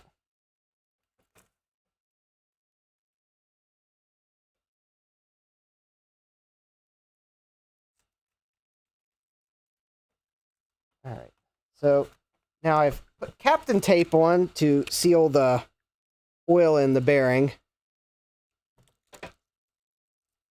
Yeah, Jeremy says, I suffer from tinnitus too.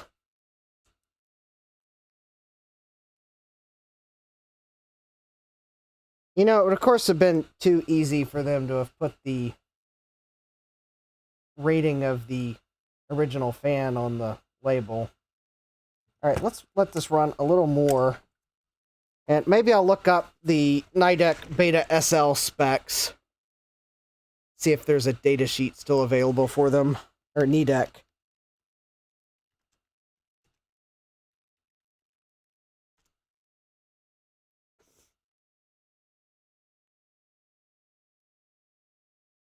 Huh.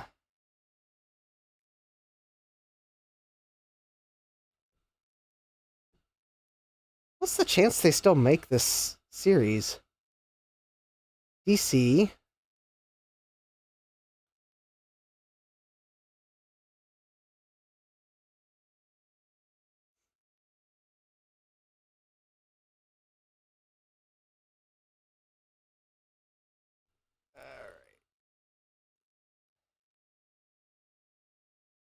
This is going to be an 80 by 80 millimeter fan, I believe.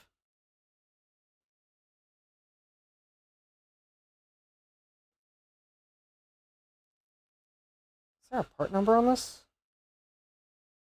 DOBT.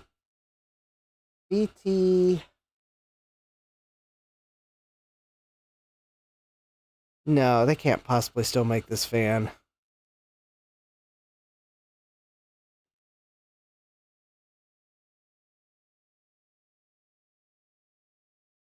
No. Okay, let's try another search.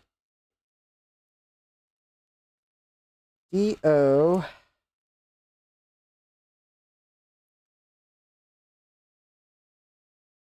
Oh, that might be an 8T.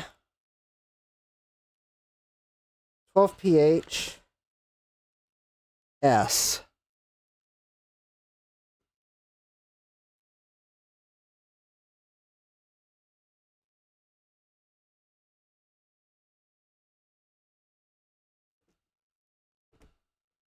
Oh, I found a website that supposedly has them.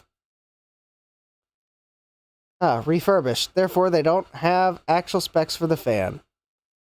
Plus, they probably want an arm and a leg for them. Alright. Just want a data sheet.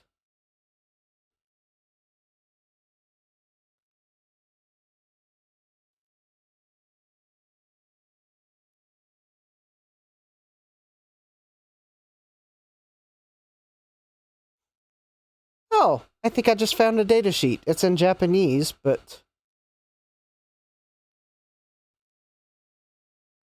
DO8T 12pH.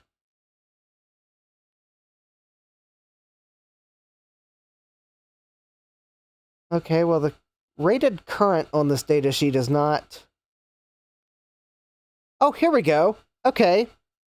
Oh, wow. This would have been a quiet fan back in the day, if this data sheet's right.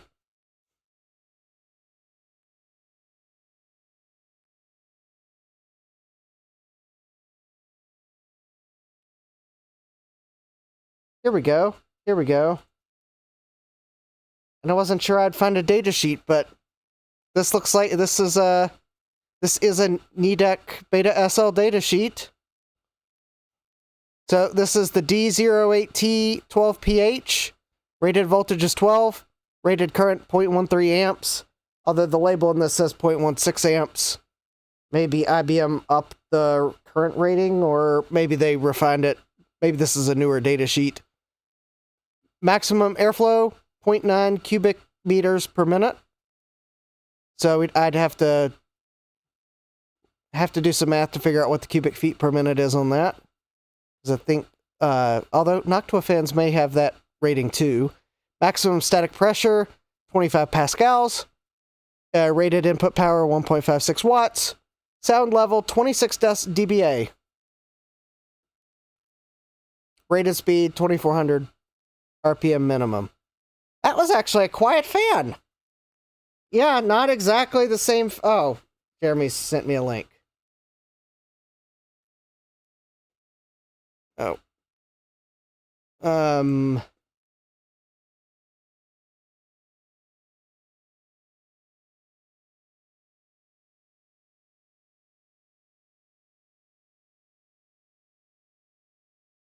I think I'd rather probably go for a Noctua than this fan, but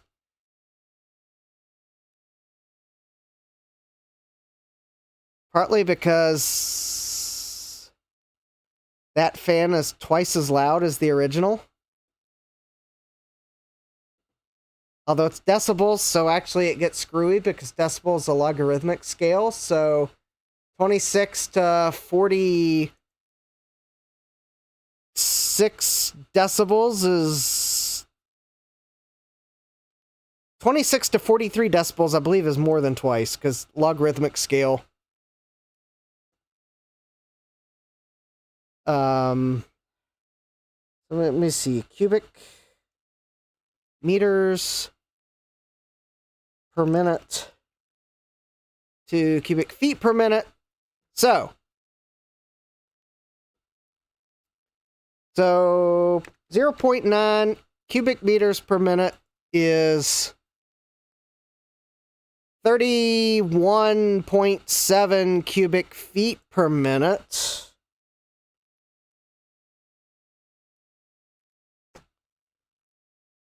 Which actually is not outside the realm of possibilities that a Noctua fan would move that much air.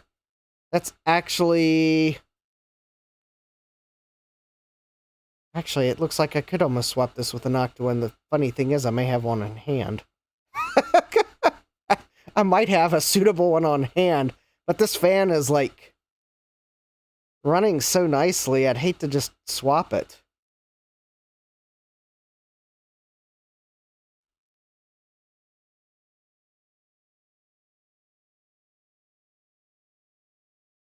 Yeah, because the NF8A8 FLX fan from Noctua moves 50.4 cubic meters per hour, which is going to be somewhere around 0.9 cubic meters per minute.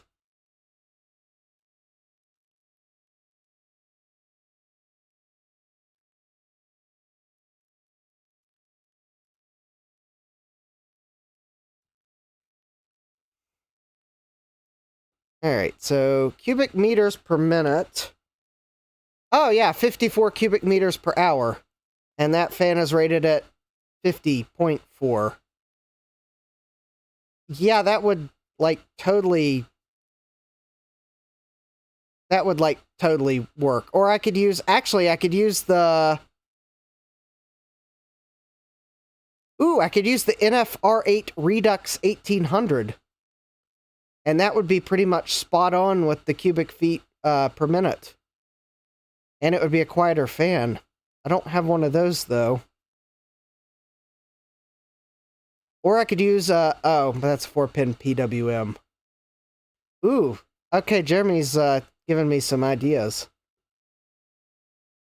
Well, yeah, the Amazon one blows more air, but I don't want the, Jeremy says IBM cheaped out on the fan. Well,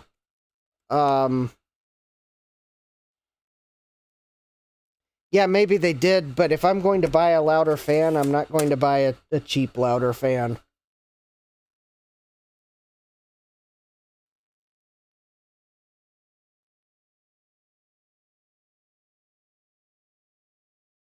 I think I fixed this fan.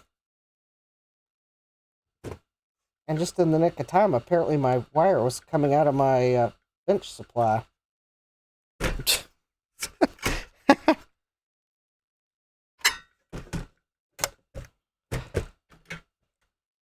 I mean, I could totally see that IBM cheaped out on the fans, but I don't want to unnecessarily make my computer more than twice as loud.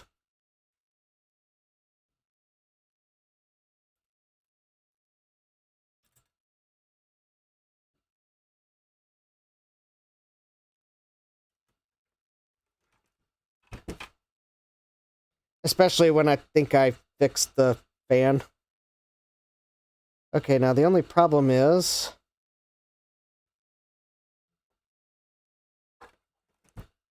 Now I have to actually plug the fan back in.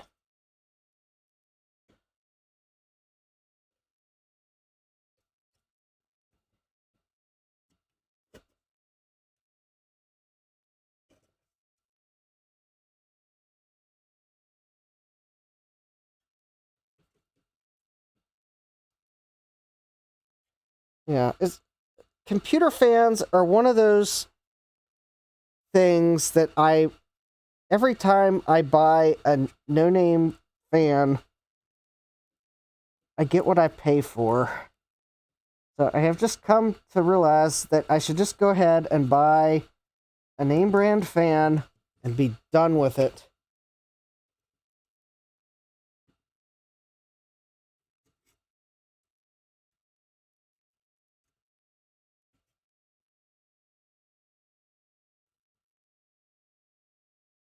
Alright, so I think this fan blew air out of the case.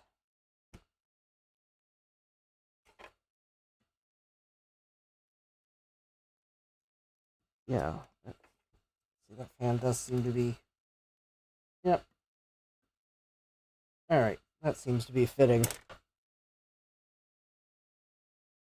Because I have a liquid cooling all-in-one in my video editing machine, and one of the fans that came with the all-in-one is disappointing.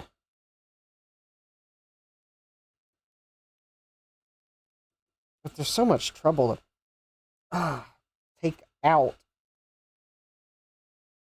I just haven't bothered to fix the fan. It makes grindy noises, but I've confirmed it's the fan and not the all-in-one, if anyone's wondering how I know it's the fan. Well, I've done my trick of, like, stopping the fan from spinning and realized that the noise is the fan and not the pump.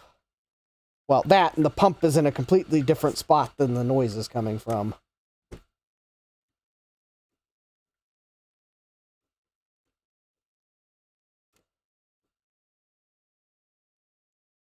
As a side note, I don't know that I could necessarily recommend an Intermax liquid cooler, but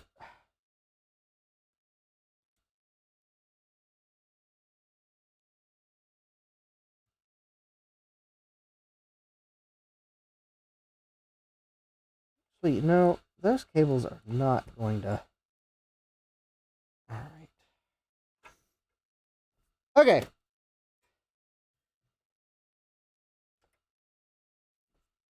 So now that I have relubricated the fan,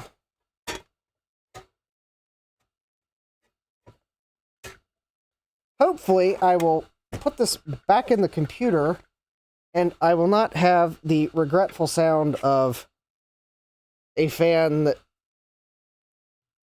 sounds like it's about to throw its bearings.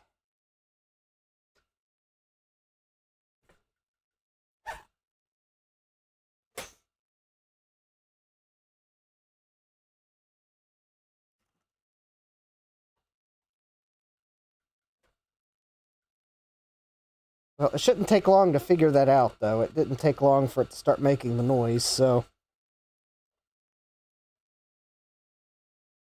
Yeah, I mean, I'll consider getting an upgrade fan, but... I will be,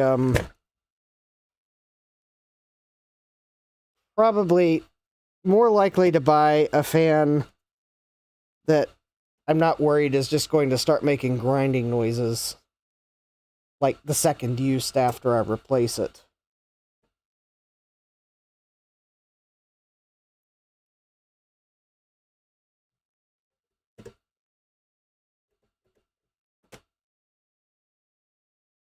Joe says beep. Yes, the IBM will say beep too. Actually, it'll probably say beep beep because I haven't pulled the keyboard out to plug into it yet. And then it will probably give a postcode that only IBM could love.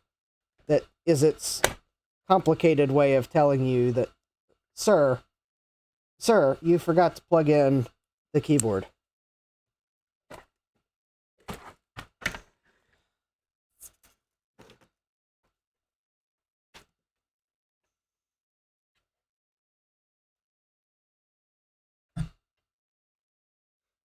Alright, there we go.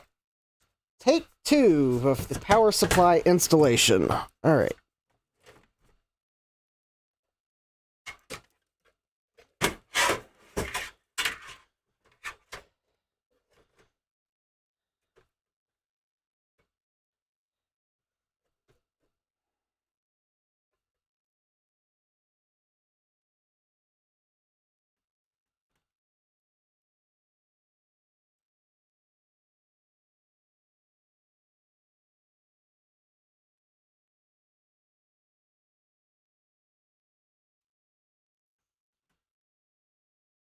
Yes, and if anyone's wondering,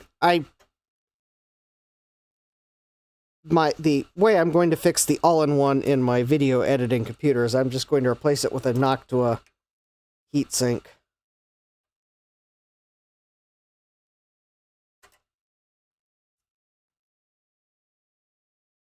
The all-in-one cooler has not really given me the boost in cooling performance than I was expecting. I.e., I think there was more hype than maybe on other platforms you get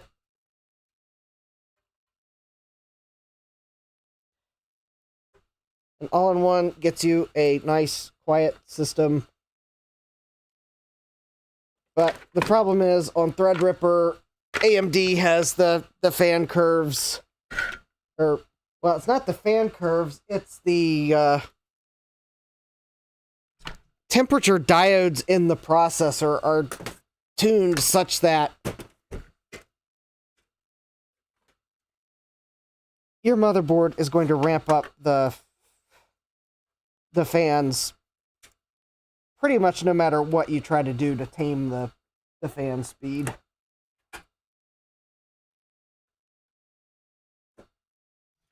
Because it's the processor that's telling your motherboard.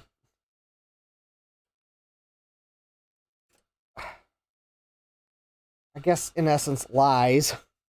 It's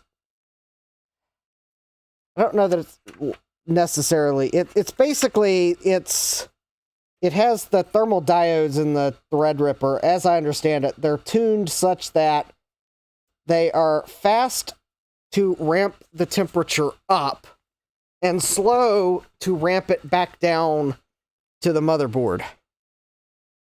And I think there is also an offset that is set. So I think it may actually be reporting a higher temperature than it actually is. And I think those are both things that AMD did in an attempt to protect the processor from actually overheating. But the problem is the way it's implemented, it makes it such that your fans pretty much are going to ramp up as soon as you start doing something processor intensive. Alright, so let's see what this does now.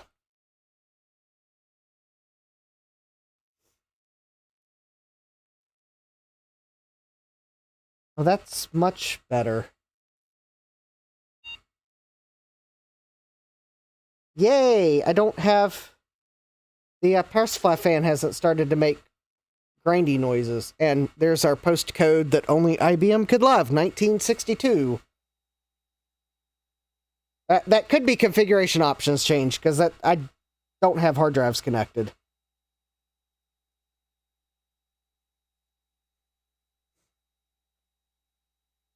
I don't have a keyboard either, so... Alright, I think I've got the power supply fan.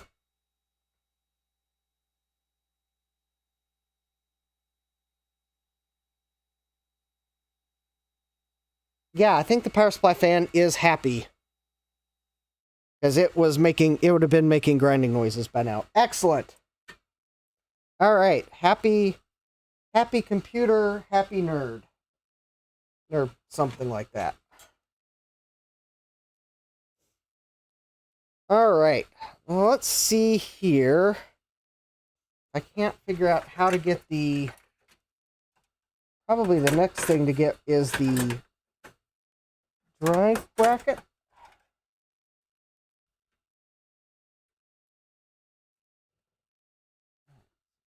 I think... There we go.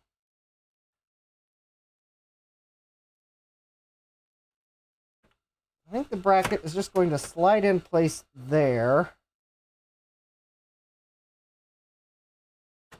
And then I think that it's held in place with at least one plastic clip somewhere.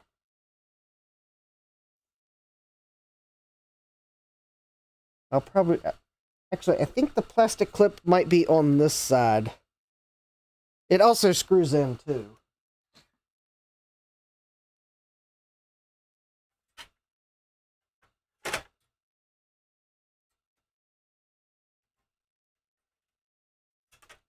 because then we have this bracket here, which...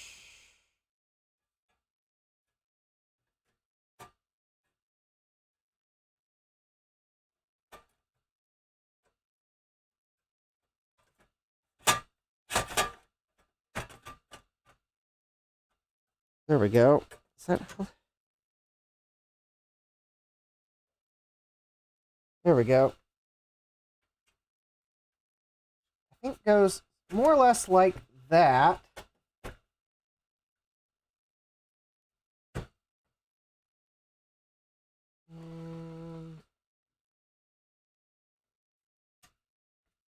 All right. There's a few...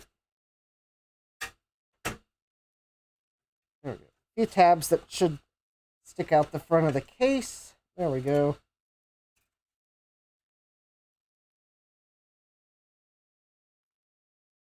Is that right? I think that's right. All right. Now, I'll have to remove these, I think, to put drives in. But I wanted to at least...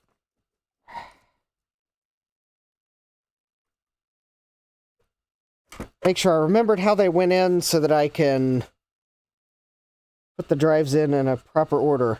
So I think this bracket here does not actually screw onto the riser card.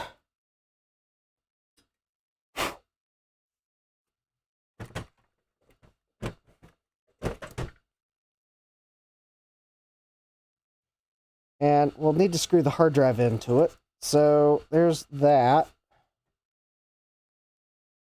All right, and then on this bracket here, we've got the CD-ROM drive and the floppy drive will go on here. I think this is the time where I need to put the front case back on.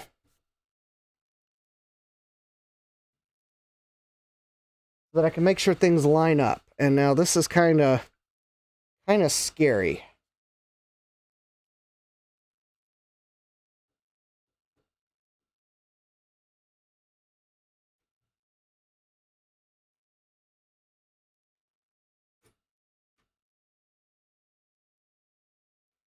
All right, so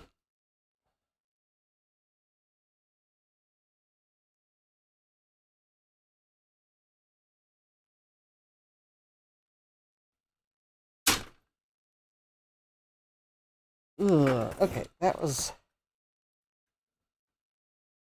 not a good sound, but I don't know that I broke anything. I think I just... Oh.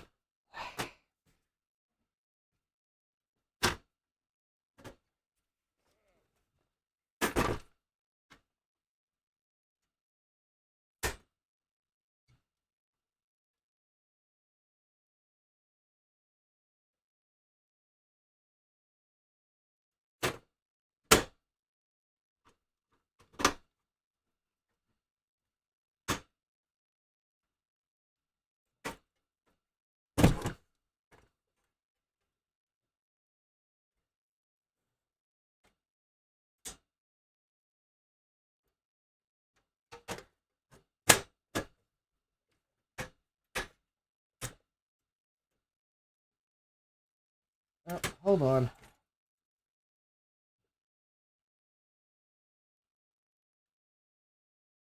All right. I might have actually broken the tab. Oh, no, I didn't break a tab. Oh, interesting. The tab is just... Oh. Not quite glued on the right way. Oh, that's going to cause a problem of getting the front of the case back on. Right.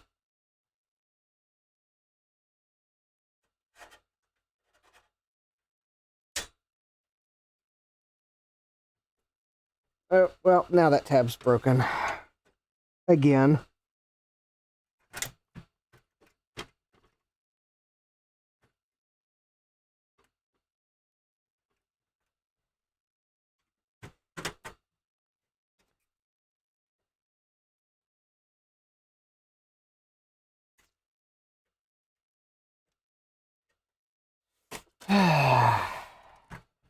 IBM cheaped out on more than just the fan and the power supply.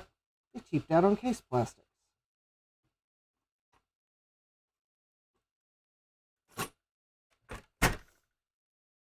Alright, so let's see. So that clip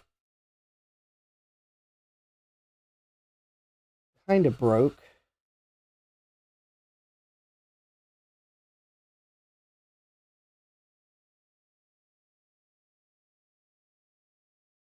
Well, there might still be enough there to hold it in.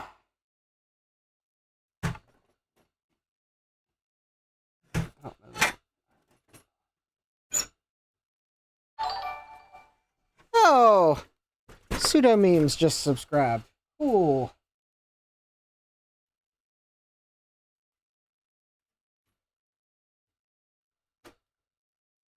Whoever pseudo memes is.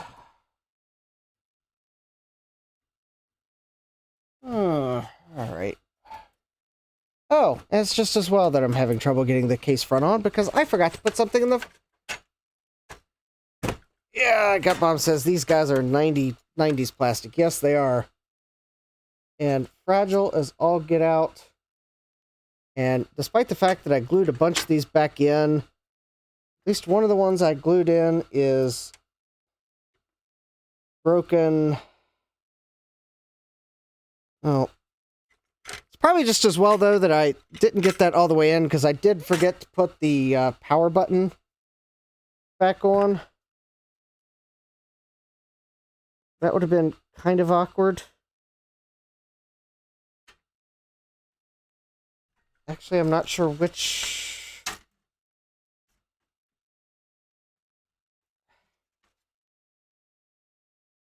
Thanks, IBM, for making a power button that's... looks symmetrical, but isn't. Alright. Jeremy says, don't sneeze on it.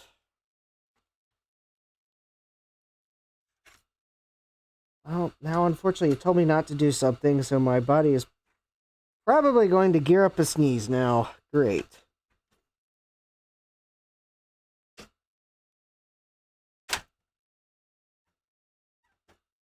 Oh, I think I put the power button on upside down because it's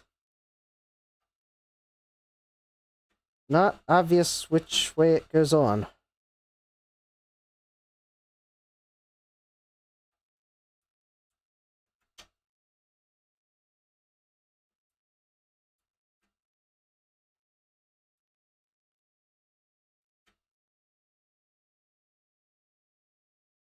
Oh, well, that's nice.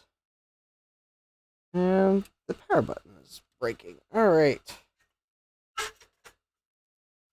Oh, this IBM PC is becoming more and more finicky by the minute. Place your bets in the gamble as to how long it's going to last as an IBM PC before it becomes a IBM POC for pallet. Oh, POP for pallet parts.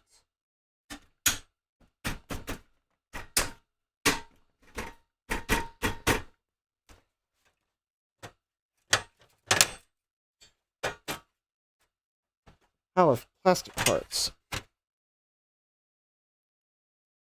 Oh, and after all that, I think I managed to put the power button on wrong. Oh, great.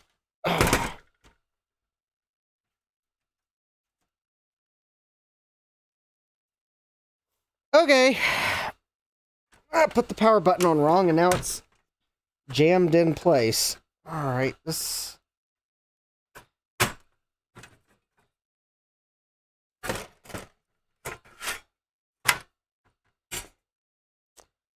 Alright.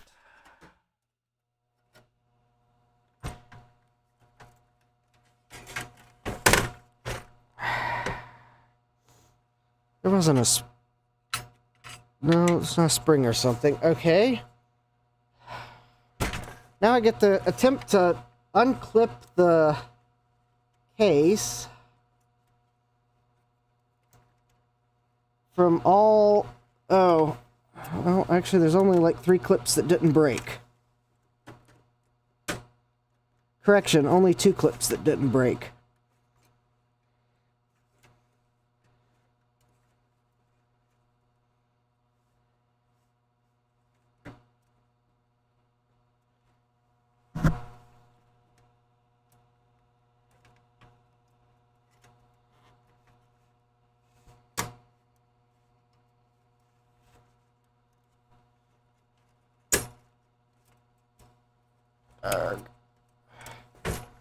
Well,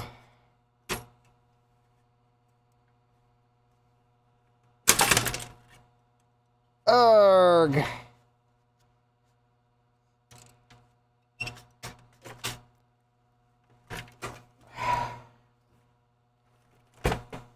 Well, maybe I'm just going to have to put this computer in a new case at some point. Unfortunately, this form factor of case is so hard to find.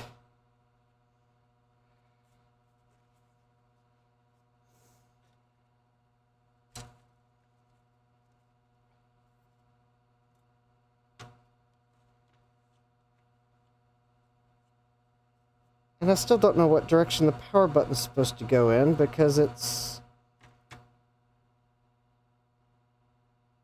not symmetrical. And I can't tell which direction is correct.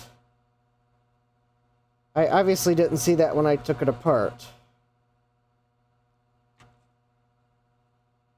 Gutbomb says, those clips can be repaired / augmented with stuff to get the case to close reliably. Well, I don't... I want the case to look original, because it's an IBM.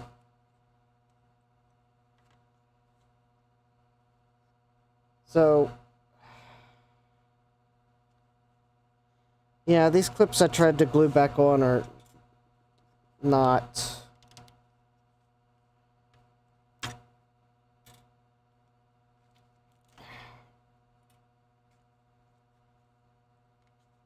Clips are on the inside, nothing will be seen from the outside.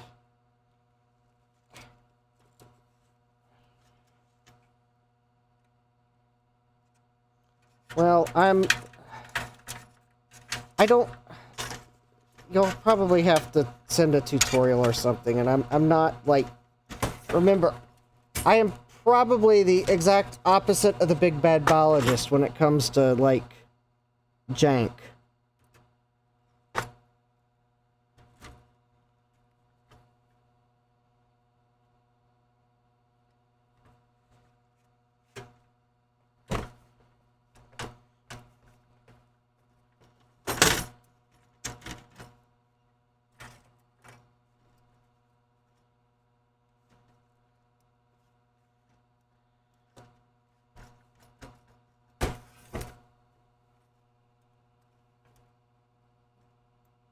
I mean, I was already kind of lamenting the fact that there's a corner missing from the front of the case, but...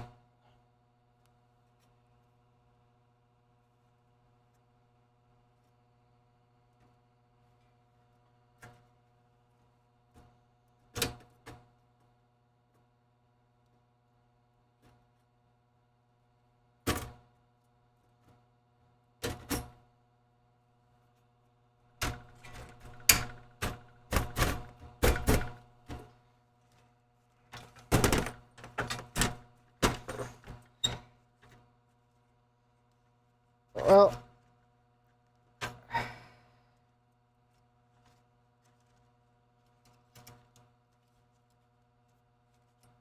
Capcom says it's just adding 3D printed material to the existing clips to reinforce replaced material to bring the clips back to life. I can give you more details sometime outside of a YouTube chat. Okay. Press the button to get it to move a bit so it's not jammed in. I'm having... I don't know that there's a lot of room in this case to actually put 3D printed reinforcements in it, and it actually still fit.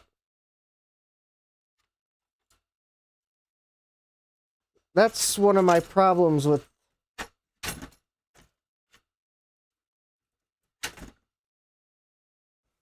IBM did not leave a lot of room behind the faceplate. At all.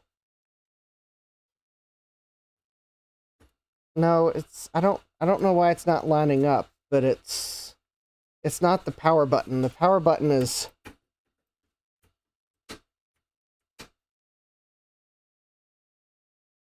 not the source of this binding.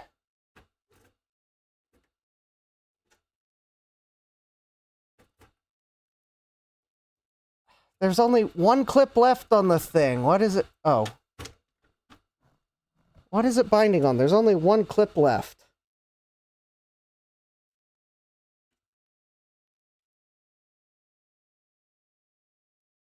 And 2 posts.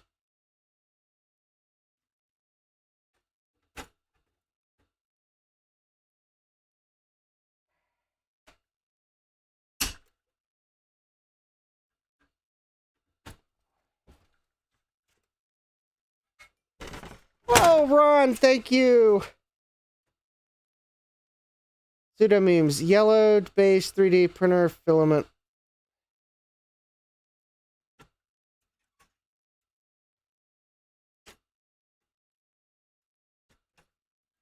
Hold on, I'm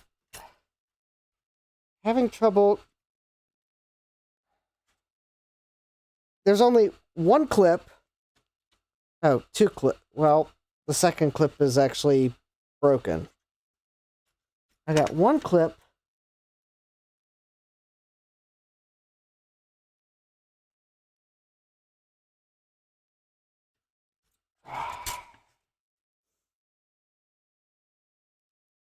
Oh, it's the post for the faceplate.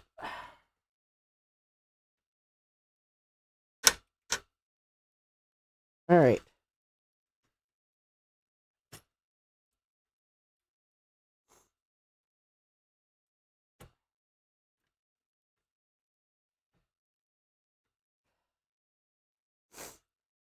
I'm trying to be gentle. I'm tired of breaking plastic. Yes, I'm getting aggravated by this IBM case. It's...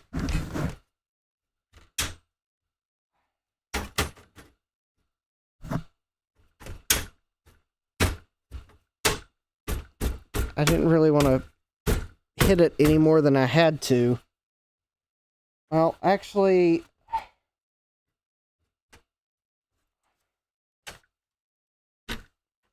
Oh, Joe was kidding.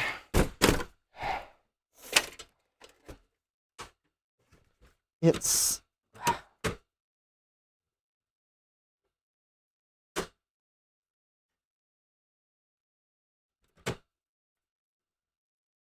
not...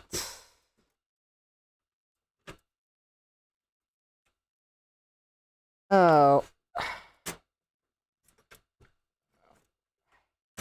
There's a slight detail I didn't realize about the case front. You have to put the top of it on first. Because there's hidden clips on the top. Then you can swing it into place. Now I feel like a silly person.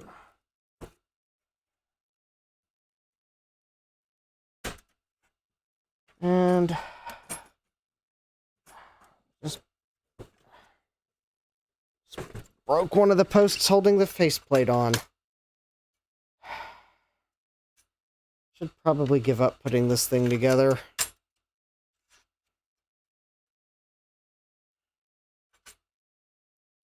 It's just breaking more and more.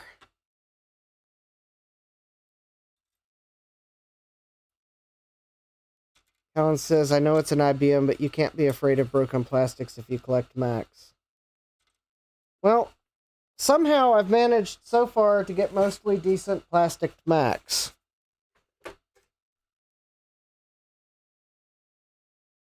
And now I just jinxed it.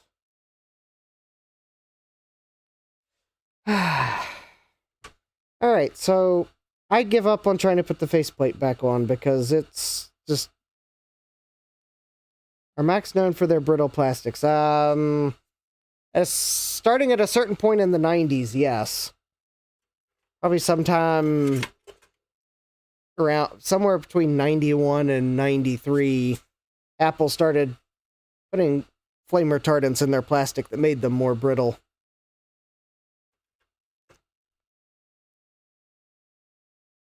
If anyone's wondering, is this IBM plastic? It says it's marked ABS plus PC, so, and it's UL rated, so it probably has flame retardants in it. So I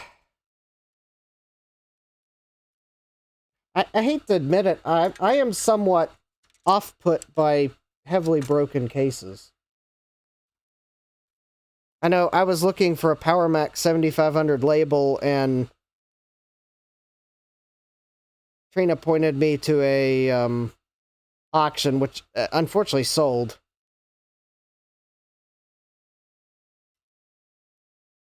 I have to admit I was somewhat tempted, but I didn't want to spend what they wanted to just salvage the label off the front of the case, because the case itself was so broken.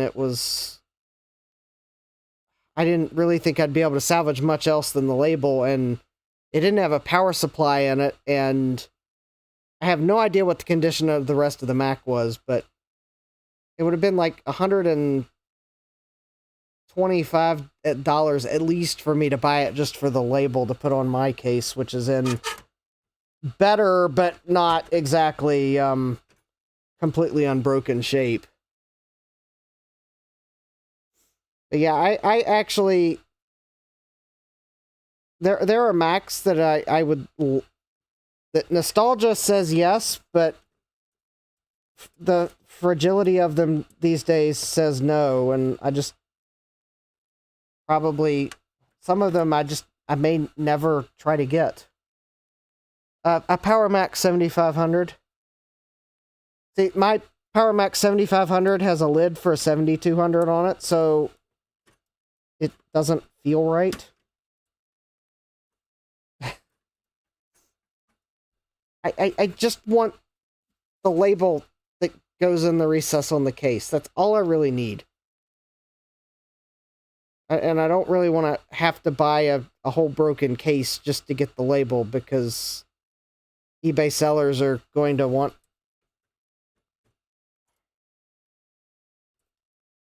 They're trying to sell a whole Mac, and I just want a label, and if I did buy a whole Mac for it, I'd at least want something I could probably, like,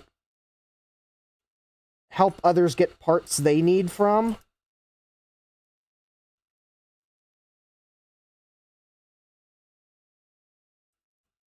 But yeah, that PowerMac 7500 that Trina found is actually the one that caused me to post on a Discord asking if anyone just had the label, because I don't like buying vintage computers to simply part them out.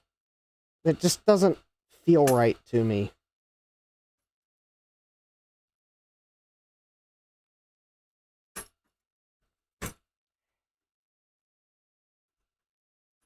Although I do know sometimes you gotta buy two to make one good one, but I don't want to...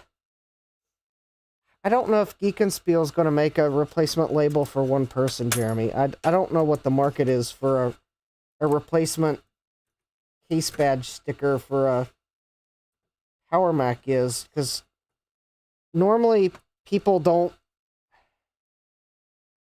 Epom says Javier might be able to reproduce the label quite faithfully. Well, that's not the only Mac I'm looking for a replacement badge for, but that one just happens to be just a label that goes in a recess. The other one I'm looking for a replacement label for is a... Oh no, the other one is also a label in a recess. Never mind. A Performa 6118 CD.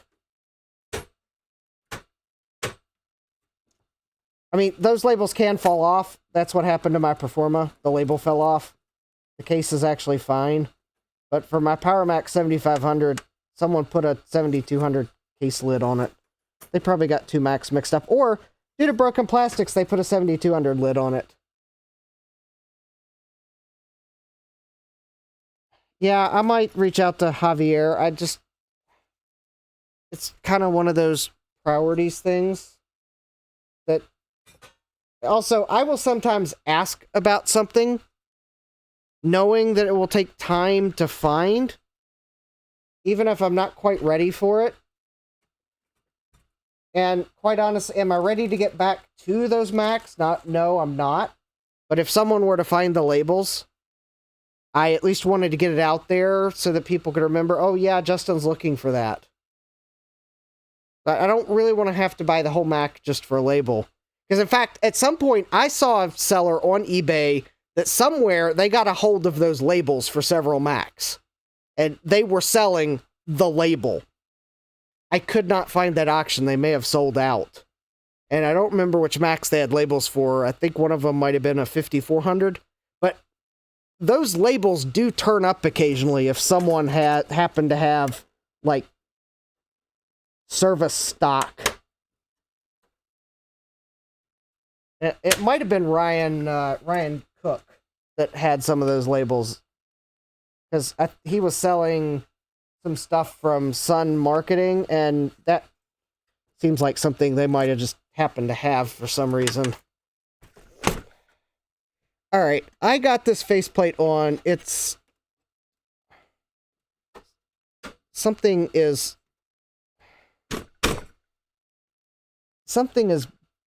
binding, and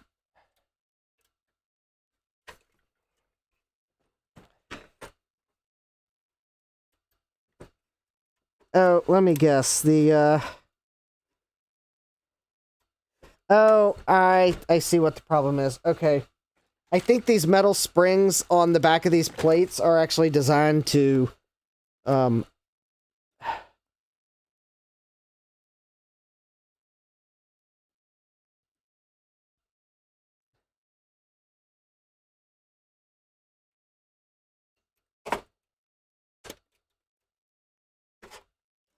think I was supposed to probably remove this metal piece before I put the faceplate back on. There's like a metal piece that helps, I think, hold the faceplate in, and it's...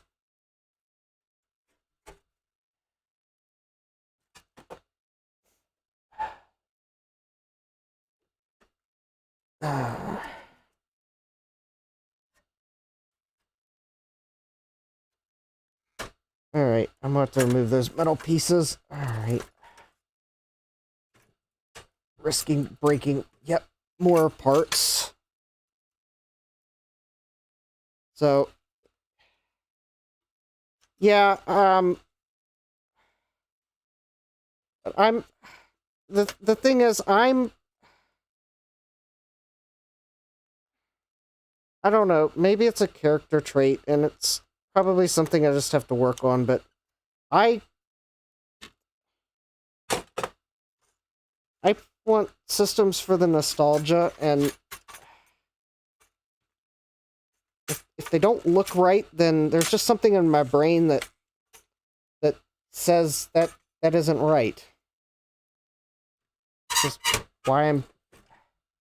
probably why I go through so much trouble to try to repair systems before I just start swapping with, to some extent. I mean, I'm a realist. There have been enough computers I've tried to replace with actual parts, and I've gotten tired of buying vintage hard drives that, well, that's one thing that I'm more readily able to say, well, I'm going to go solid state, because I can't tell you how many times I've bought dud hard drives, but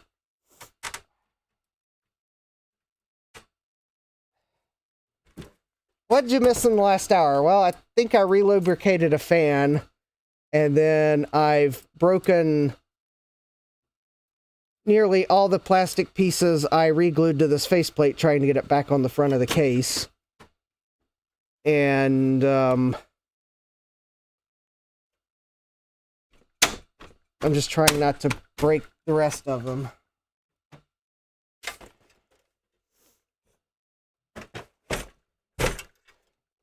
There we go. Okay, and now I think this...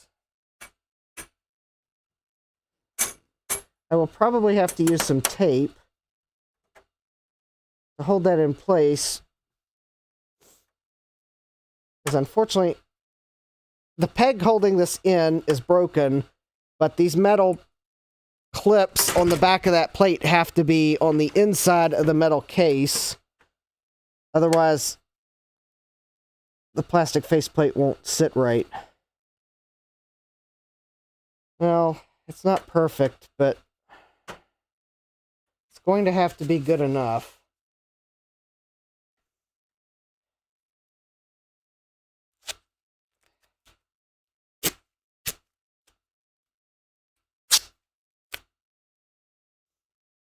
I'm like, I know there's some people that like make whole new cases for retro computers, and there's nothing wrong with that. It's better than not being able to use it, but it's just not as,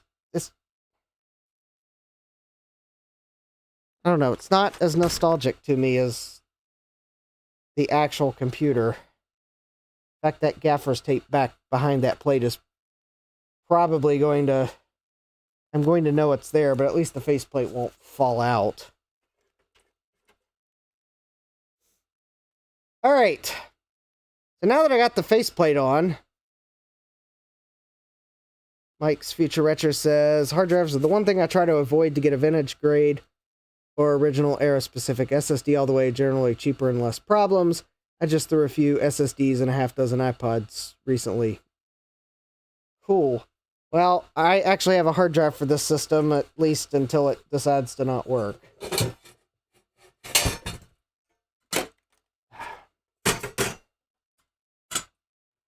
I'm seriously wondering how in the world I have managed to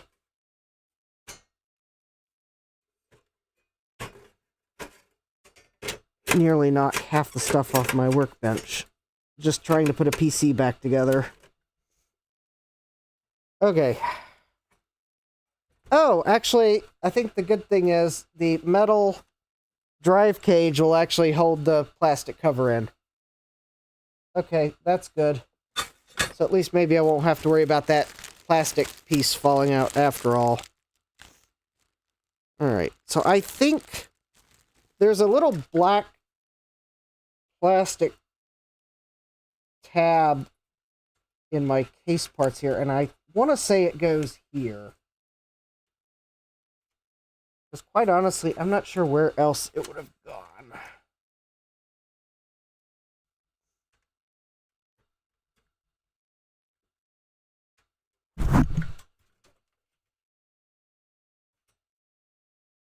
Well, if I can manage to get it in.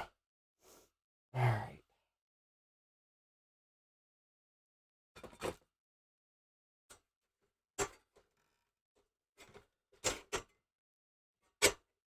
Because this is not threaded, but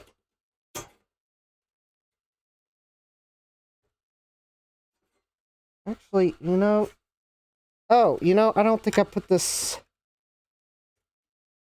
I think I know the reason why that's not going in. It's because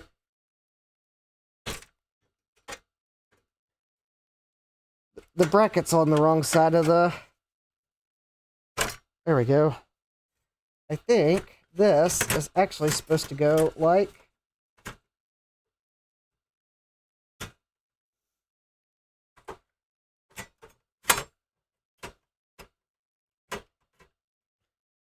hold, please.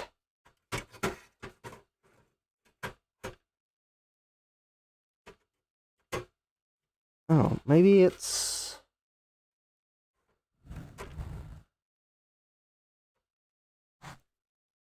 Oh. Or...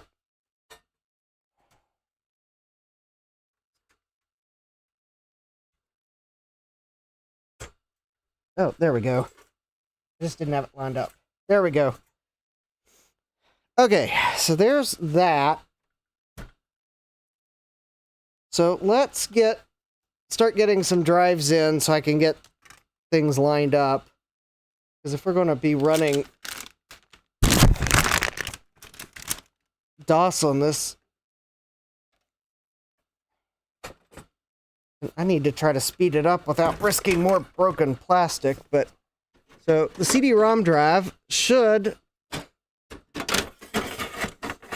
now fit in there. Yep. All right.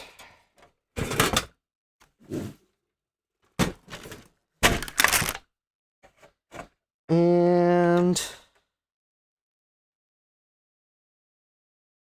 okay, so let's see here. I'll need to get some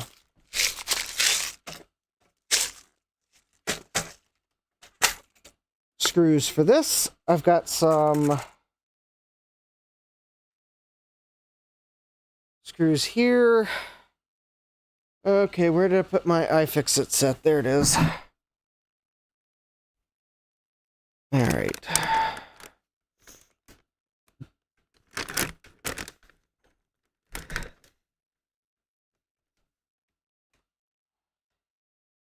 All right.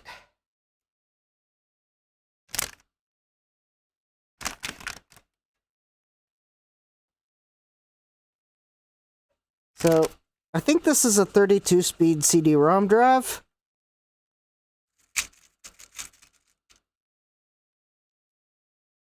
Oh, hey, Eric, welcome.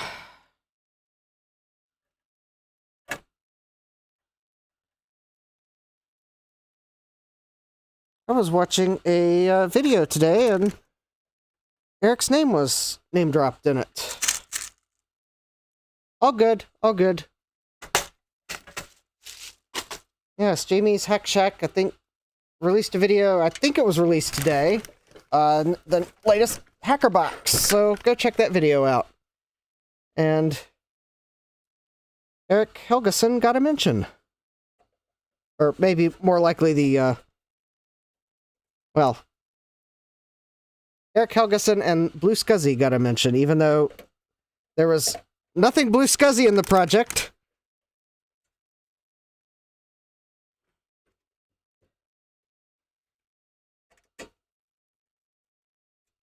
But apparently Eric is hosting the Micro Pico Mac or Pico Micro Mac or Pico Mac Micro or whatever the name of it is. Yeah, Eric says, I haven't seen it yet, but I knew it was coming, yes. Yeah, go check that video out. It's a cool project that was in the Hacker Box. And be sure to leave a comment, especially if you're in the U.S. Because, well, once again, Jamie's giving away a Hacker Box.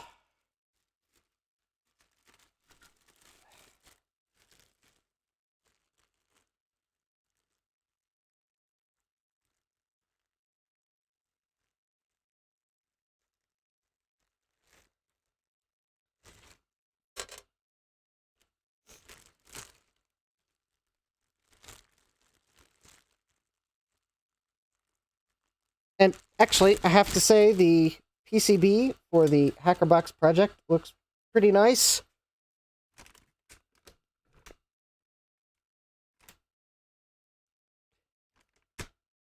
They had it made at PCB way, and it's got one of the full-color silk screens on it, which looked pretty slick.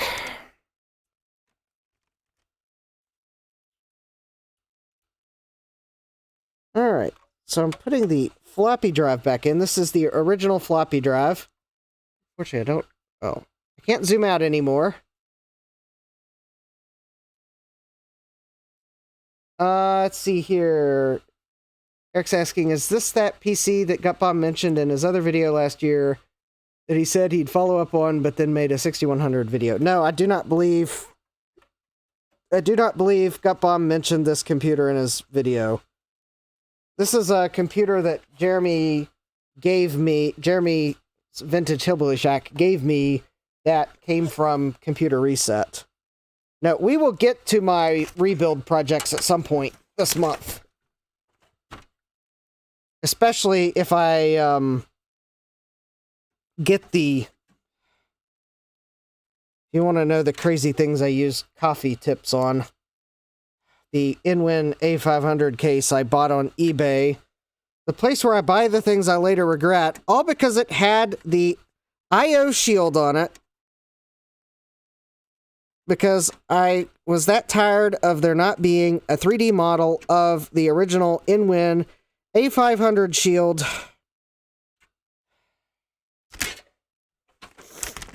Because I am the original InWin A500s have a smaller opening.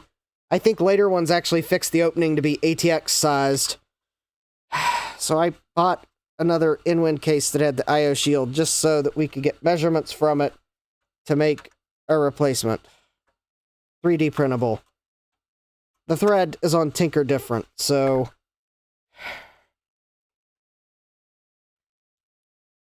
Gutbomb is literally working on the video Eric is talking about. So anyways, if you're interested in all things tinkering, and it's not just computers, and it's not just Apple computers, then you want to go to tinkerdifferent.com. And if you're interested in the InWin A500 IO shield, well, I'll make sure the models are there and probably on like printables or one of the nice 3D printing sites. Probably not Thingiverse. Thingiverse is kind of, I don't know. Prusa's site seems to be much better than Thingiverse.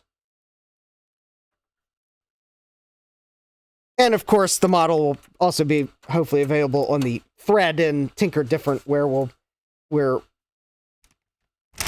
be hopefully we'll get the IO shield, the original one, made, and then hopefully that would then enable people to make others to fit other motherboards. So yeah, if you have one of those InWin A500 cases and you've lamented that you can't shove a standard ATX backplate into it, hopefully we'll have something soon on Tinker Different. So that's my Tinker Different plug. But go check that out. It's a cool community, and I mean, I know there's so many other communities, but Tinker Different is awesome, and I'm probably slightly biased because I am on the board of directors of Tinker Different, but it is an awesome site, and unlike some other sites, we actually run backups of our server.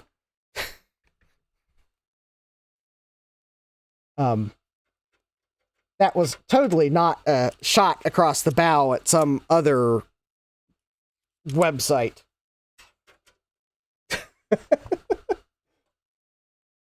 Oh yeah, and as Eric says, we're gonna have a game night over the holidays, retro game maybe, marathon, or UT. So yeah, that's another reason to check it out. So, all right, so I'm going to go ahead and pop this sound card in. I don't see any reason why not to, other than I should probably plug the audio cable in.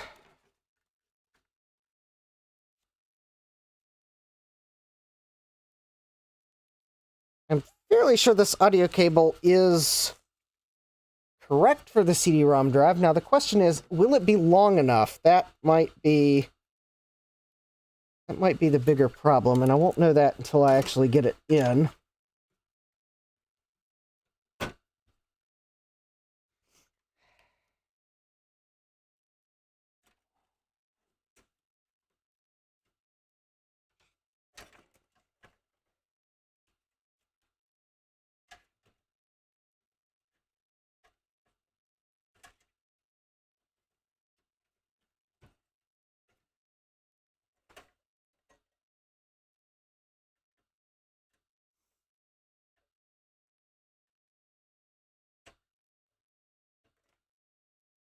All right. Yay! Audio cable is long enough. So now we've got a PCI sound card. I may look into finding the cable for plugging the PC speaker into it. That would be pretty cool. All right. So there's at least that. Let's see here. floppy drives in. I'll get CD-ROM power here in a moment.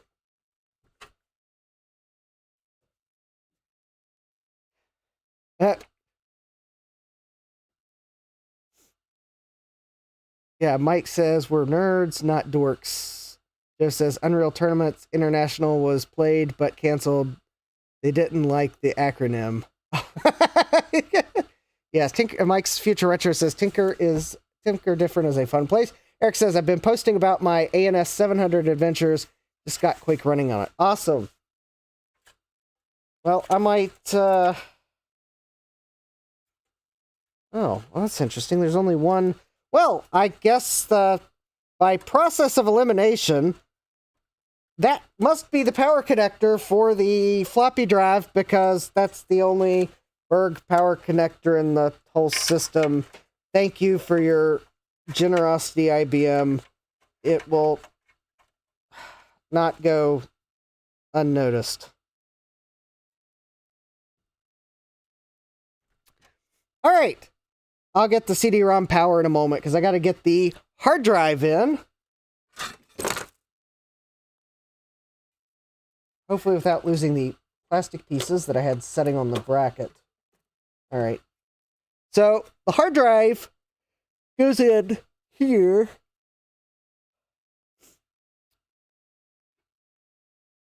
So let's go ahead and put it in. I've got a 2 gigabyte hard drive. I believe it is jumpered correctly, I hope. Oh, awesome. There we go.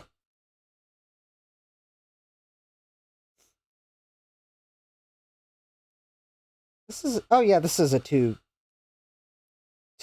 gigabyte. I got thrown by the label on the bottom.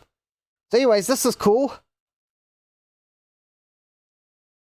This product has been tested for compatibility in IBM personal computer units. Refer to the Statement of Limited Warranty shipped with your option or system for further information. And I can see that it is correctly jumpered. Also, what threw me is I was looking at that label there that this drive apparently has a 7.9 gigabyte cap limit, but that's only for the 8.4 gigabyte version, but this is quite clearly a 2 gigabyte version, so does not apply. It threw me for a loop for a moment until I realized that that is a generic label that IBM probably put on all of them. Also, for the screws that I did not have that were original to this system, I am using this screw assortment that I happened to find at some point. I think it might have been earlier this year. It was just kind of floating around in a box. I think it's an older screw assortment. I don't know how vintage it is, but... well, we're going with them. Alright. So, we will... because they are somewhat vintage screws.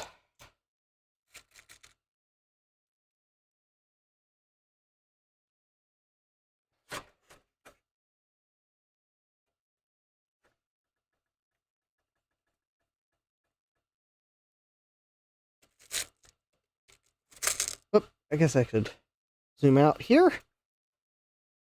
So yeah, normally I would,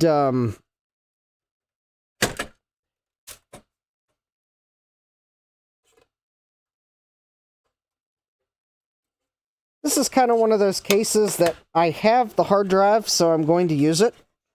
Because I don't see a need to, like...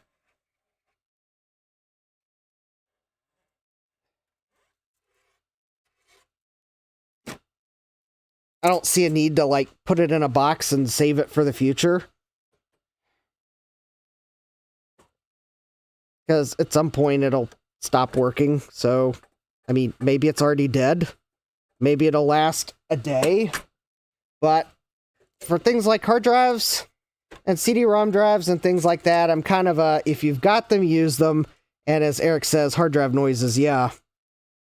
So even if the drive fails, I might would if it's still making somewhat normal noises, even if it is just the ambience of the motor spinning, well, I'd probably still leave it in.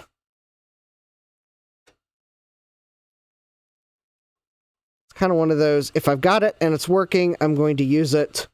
If this drive fails, then will I go out and try to buy another one? Probably not. That's the point where I'd probably get a compact flash card or an SD card and an adapter and use that.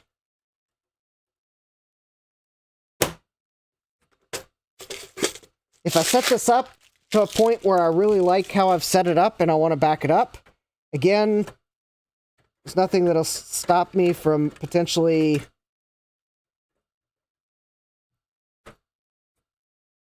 making a clone of it with a compact flash card or something like that, so that I have a backup that would be readily usable. Nothing stopping me from doing that. Other than, yeah, granted, I would have to find a card that had the right geometry to do that, but that's doable. I could always use a card larger than the drive. The CPU is a Pentium overdrive with MMX, because this is a socket 5 system. And I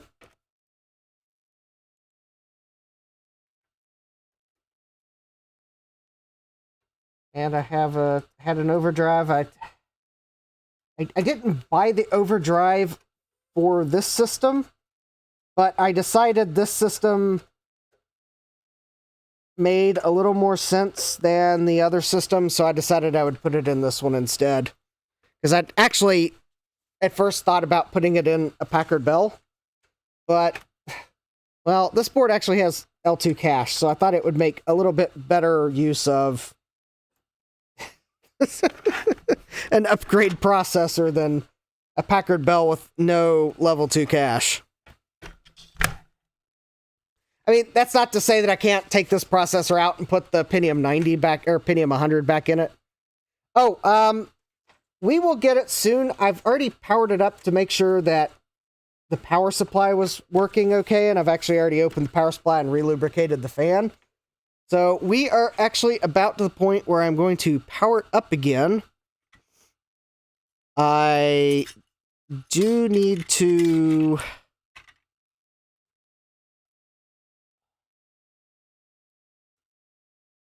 So, I first need to find the hard drive cable. I'm not... Oh, actually, I believe this is the original hard drive cable, because it's got an IBM part number on it. That's my first clue. So, alright. So there's that, and trying to see if I can read the marking on the...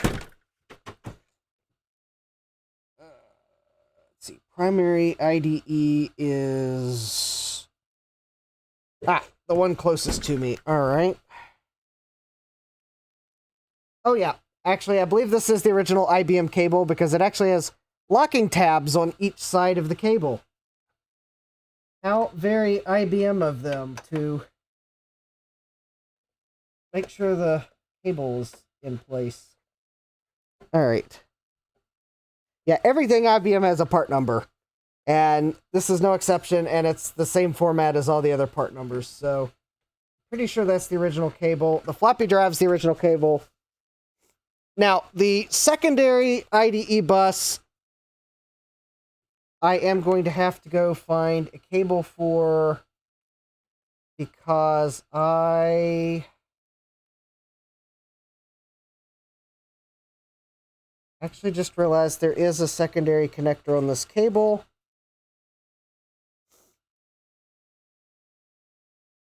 Which probably means I should use it, because 40-pin IDE cables are not exactly plentiful.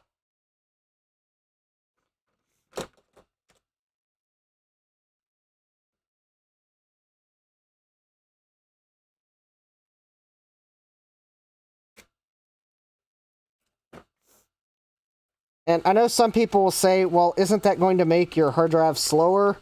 Well, I was actually watching a video. In fact, I think it might have even been Phil's Computer Lab. And I think it's actually a video that he released very recently. And I think he mentioned in it, he's done benchmarks between CD-ROM on the same cable and CD-ROM on a separate cable, and the differences are not that huge. So I'm going to prioritize having a spare cable for something else over the myth of a few kilobits a second. Because actually, I think both of these drives are new enough that they're... Oh. Except this cable's not going to reach anyways. Wah wah. Alright. I clipped the zip tie for nothing. Alright, I am going to have to go find another cable. Alright. Yeah, the cable is, like, just not long enough.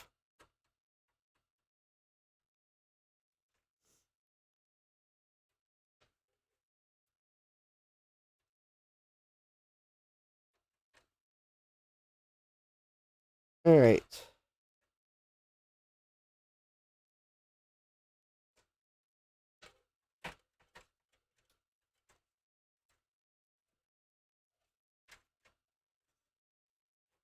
All right. Trying to somewhat intelligently route cables over without completely... Cable management was really not a thing when these systems were new.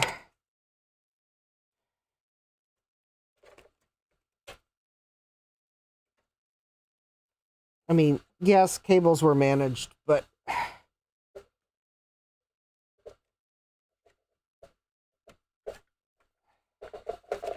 cables were managed, but cables were not, like, cable managed, if you know what I mean.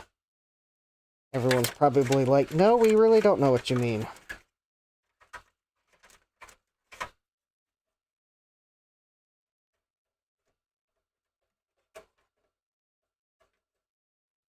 I'd told 1997 me that cable management would be a thing, I'd probably laughed at myself.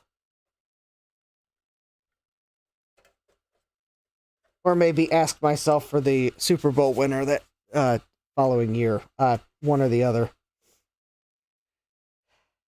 Thomas says, cables need a hot air gun and press. Well, this cable's just like... I think this cable was designed to connect two hard drives that were below each other, because there's not... It's unfortunately not long enough to get to the CD-ROM drive. Which means I need to get another cable here. Oh, let me... I've got one, I just gotta find it.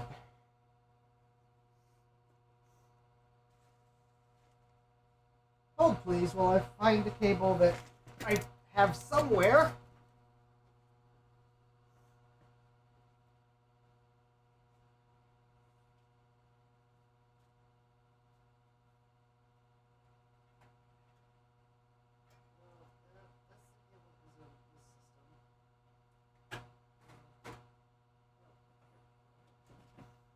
Here we go.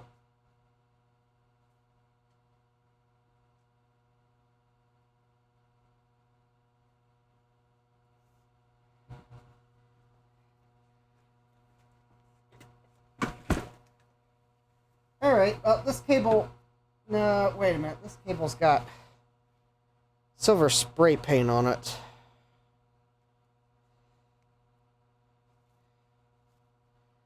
Alright, I'm not sure what the chances are that this cable will work, because...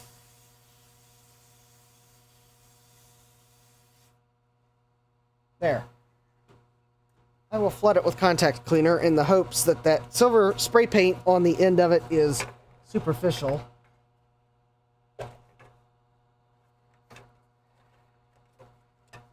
And then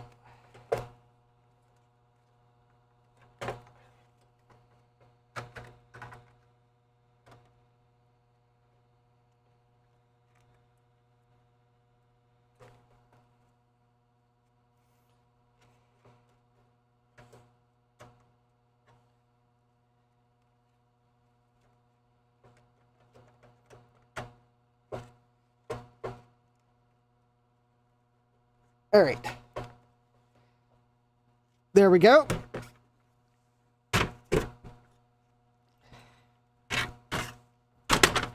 We've got the hard drive, we've got the CD-ROM drive, got the floppy drive, got the sound card, got the 16 megabytes of RAM that was in this planer when I bought it as the replacement for the original.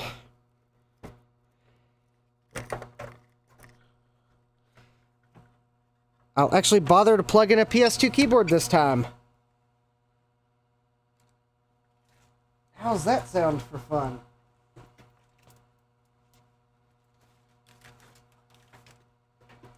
Actually, I should probably grab my GoTech, but we'll start with the original floppy drive. I want to see if it seeks. Alright, I do not know which one is the keyboard and which one's the mouse. That is marked on a piece of plastic that is no longer with the system.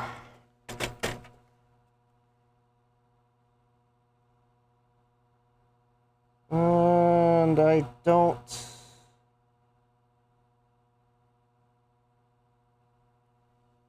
And unfortunately, looking at the silkscreen on the board, it looks like they both say keyboard and both say mouse. Ah, the keyboard is the one furthest from the video jack. All right.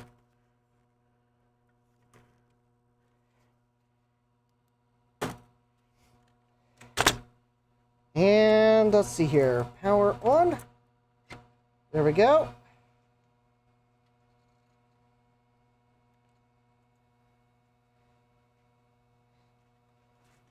All right. So let's see here. I'm going to need to go to F1 for system configuration.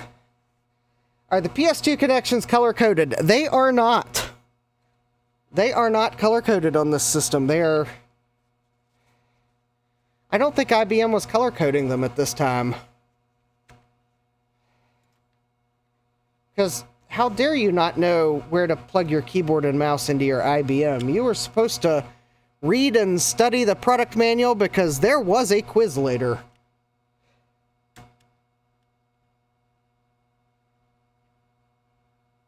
Ah, let's not pay any attention to the system summary, because I believe that is the system as it shipped. Or as it's jumpered.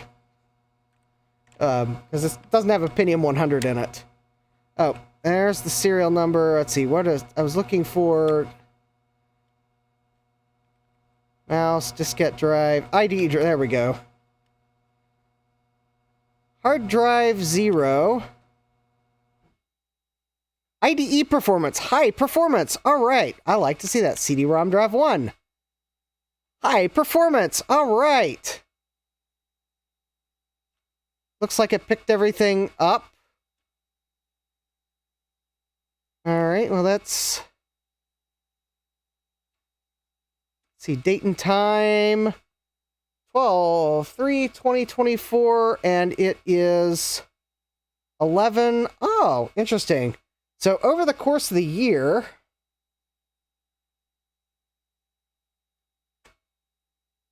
it's like off by 4 minutes.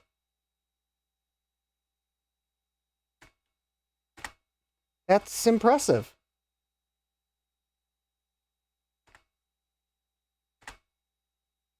Now, if I only had an actual boot disk,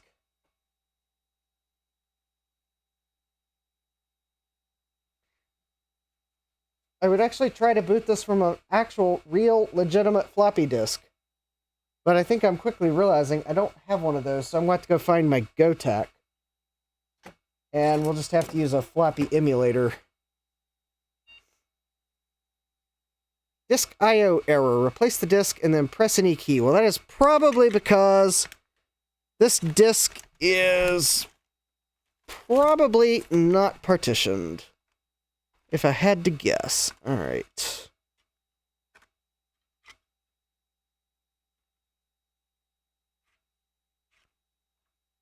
All right. Let's see here. Where did I put the GoTech?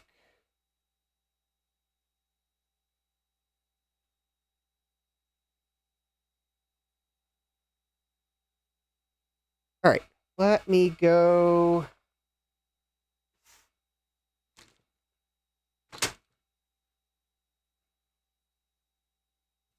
The GoTech still in the system I last had it in, which is... Okay, let me go see if I can find it. I don't remember which one that was right offhand.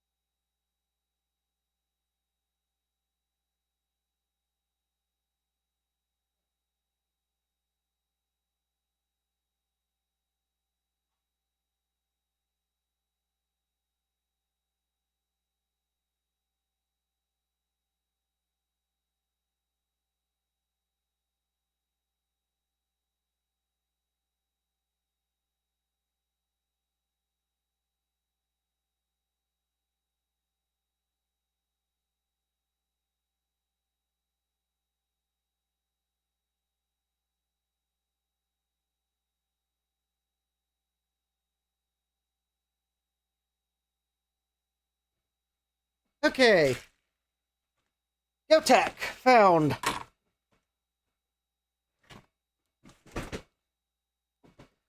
Alright. Oh, hey, Jack. Welcome. Jack 68K's here.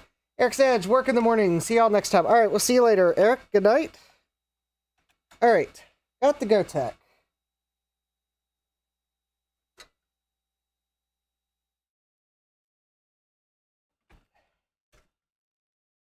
Alright.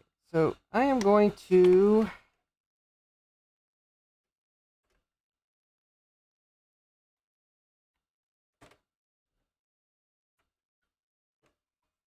see here.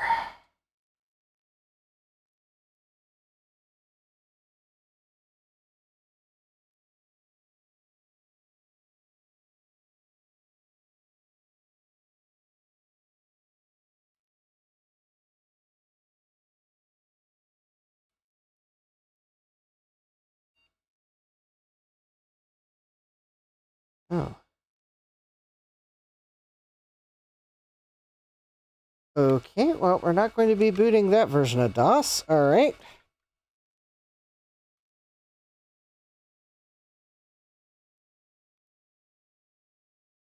Let's try this version.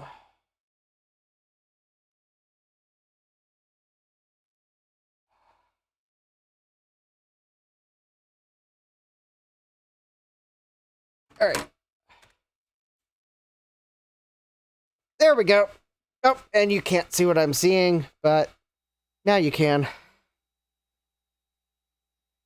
Alright. Do you want to install PC-DOS 7? Yes. Yes, I do.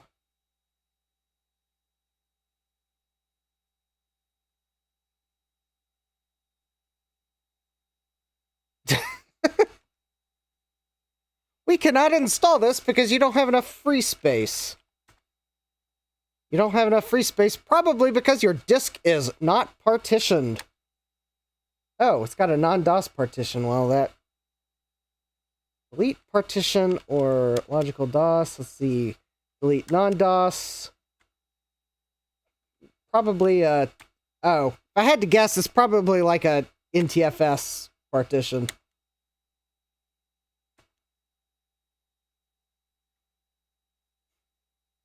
Yeah, not enough free space. Yeah. Yeah, not enough free space. More like not space, period.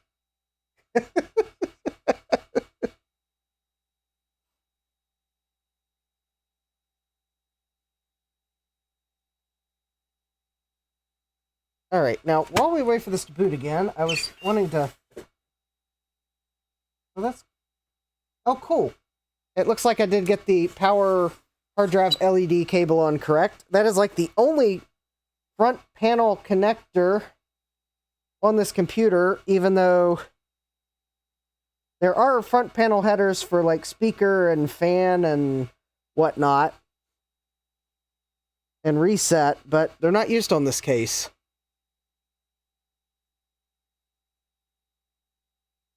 All right, format partition.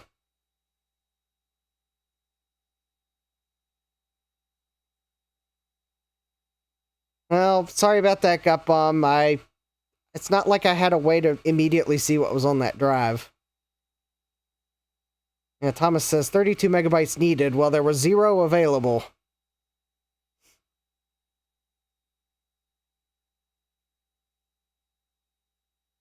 I honestly don't know where... Well, actually, I do know where I got that drive. Hard-pressed for me to try to convince you I didn't know where I got that drive. It came from eBay, of course.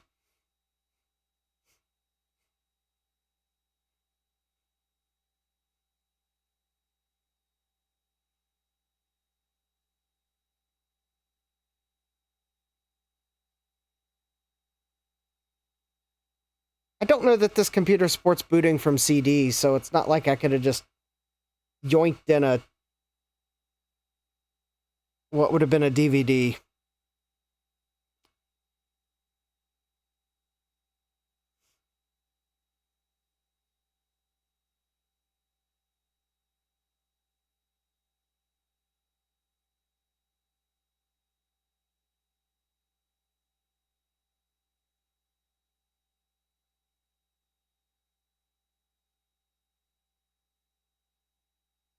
So, I guess while we wait for this to install, let me see if I can figure out...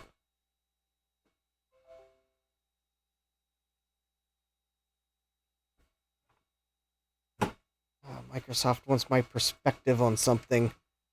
Microsoft, my perspective is this. Don't give me surveys while I'm live streaming. Alright, thank you very much for not listening.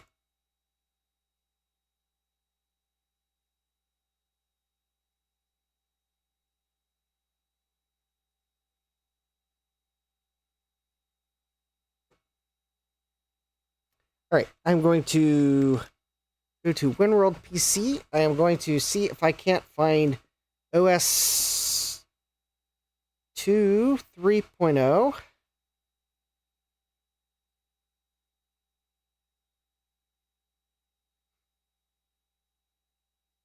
To confirm that it needs yeah,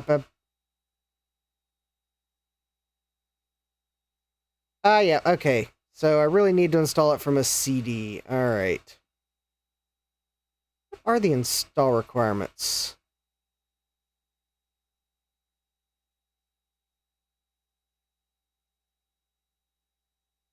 Is this... I don't know if OS 2 installs on top of DOS?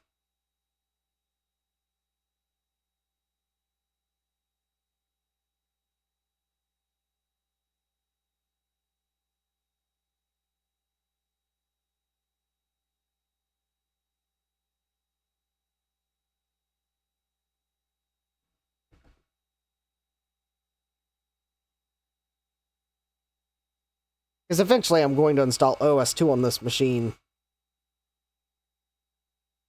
Thomas says, OS 2 should replace DOS. Well, then I guess, in that case, we will not be installing OS 2 tonight, because that would not be DOS-ish. Let's see here. What are our options? PinDOS. No, we do not need that. PC-DOS shell.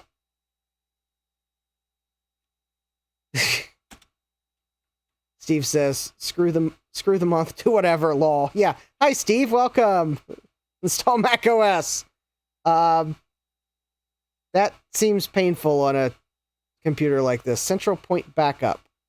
We don't need no backups.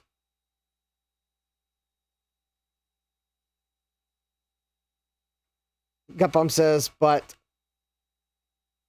OS 2 is a better DOS than DOS. Thomas Armstrong says OS 7. Jack says, can OS2 be installed on a non-primary partition? I don't know.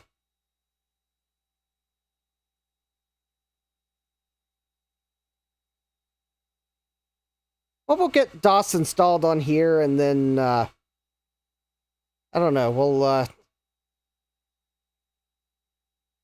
Sad Max. Oh, hi, Sad Mac. Welcome. It's what? Half an operating system? Yeah. Yeah, it could be, maybe we've all been saying it wrong all along. Maybe it's OS half.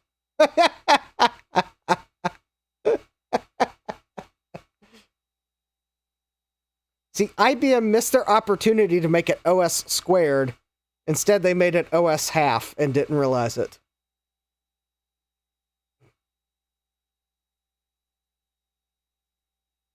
Thomas Armstrong says, a burger chain has a Grinch meal.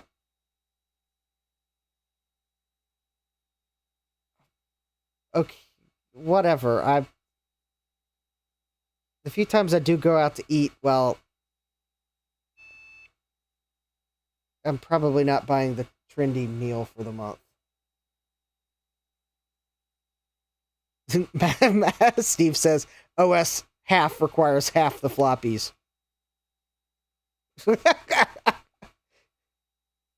Sadly, looking at the size of the CD image for the Blue Spine install, it would come on like 200 floppy disks.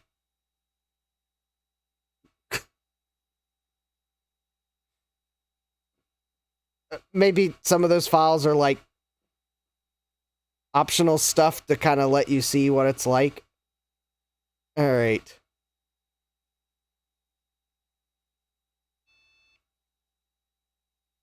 Zip, extract to there. All right. Oh, looky there. We're already to disk 6.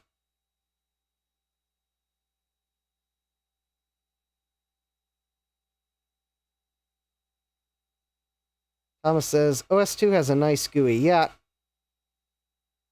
I think I did try OS2 once, and it was really nice looking. Alright, so if I open this file with Windows Explorer, and then maybe open the README file with, fine, a notepad. You drive a hard bargain, Windows. Yeah, you can, yes, you can edit those files. They shouldn't exist anyways.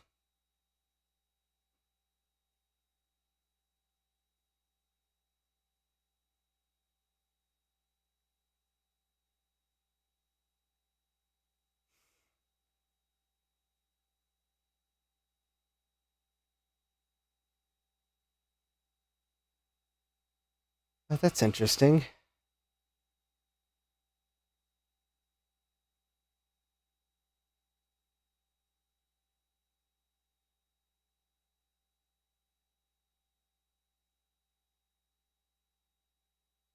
Oh, that's interesting.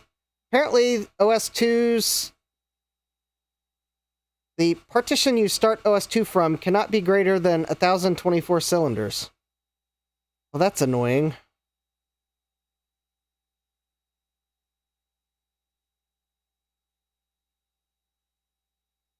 Alright, let's see. How do we... Oh. Function 3, close.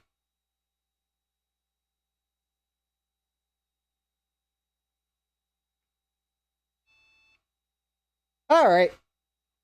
There we go. We got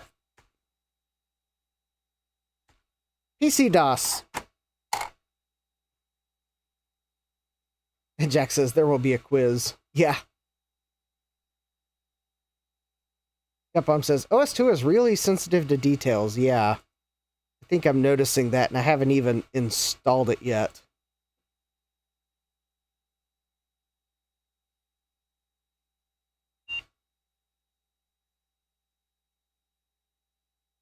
So,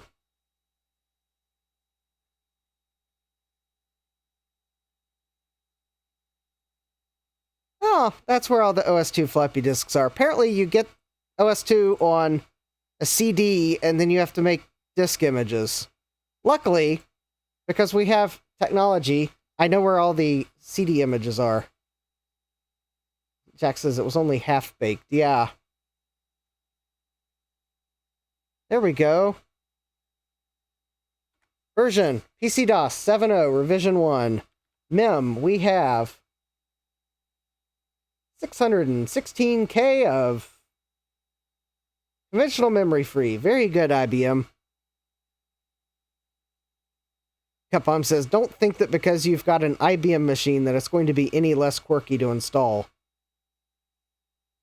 Why would I ever think it would be less quirky with an IBM machine? If anything, it'll be more quirky.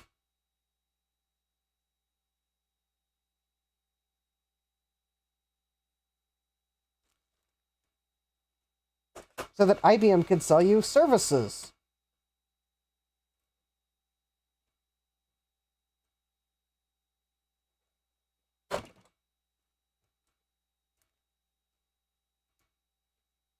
All right. We have DOS on this machine. Now,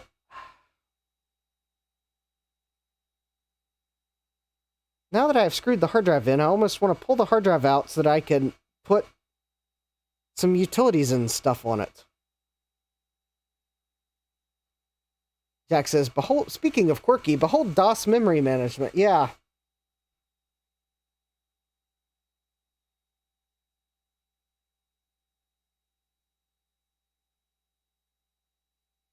Oh, I know why we've got so much free memory. It's probably because we have no CD-ROM drivers installed. That would probably be a couple of... Steve says, hard drive. We don't need no stinking hard drive. Yeah. Speaking of hard drives, there's my hard drive. It has hardly anything on it. We have basically the entire thing free almost. It's just asking for something to be installed on it.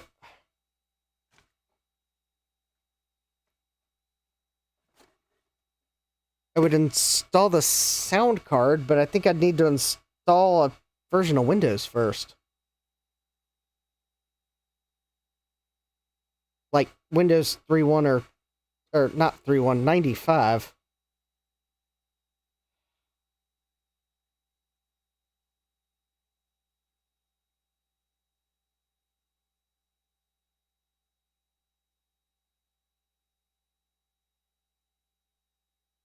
Well, I can't install Windows 95 tonight. That would take too long.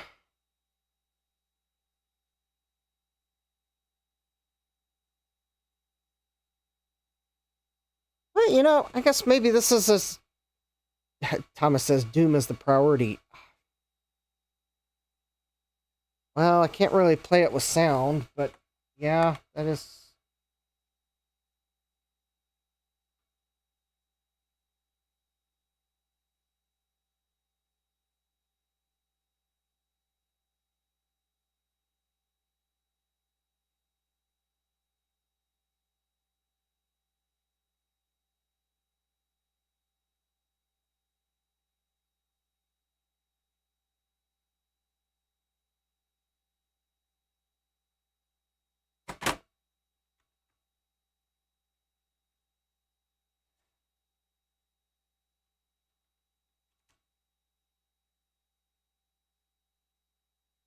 No, I can't, Jeremy.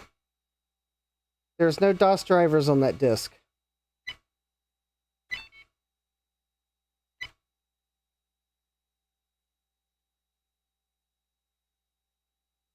It's not going to work without drivers, I don't think. I mean, I can try it, but I don't think the sound card will work without drivers.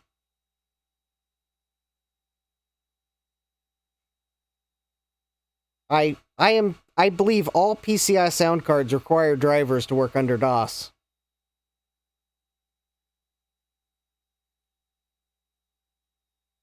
I'll try, but I don't think it's going to work.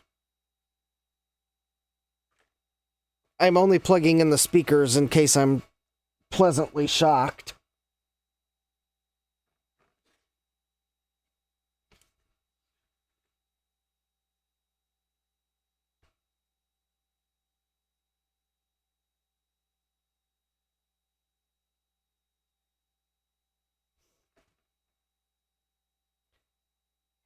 IBM, of course, did not color code anything, so I had to look at the manual to know which the speaker jack was.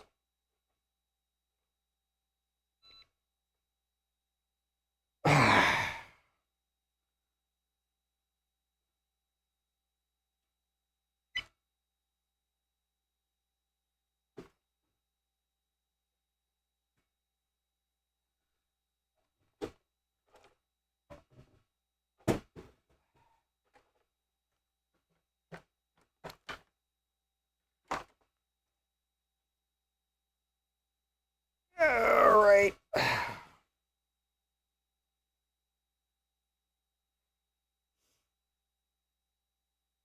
It's not an ISA sound card, Thomas. It's a PCI sound card.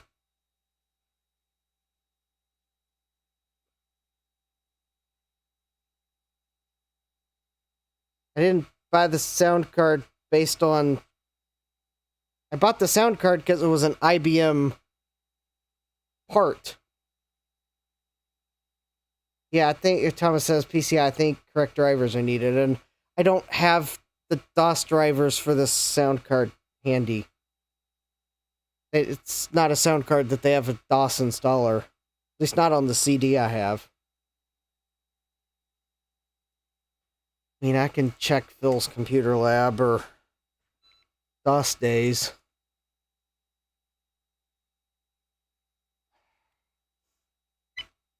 Fortunately, at some point, I'm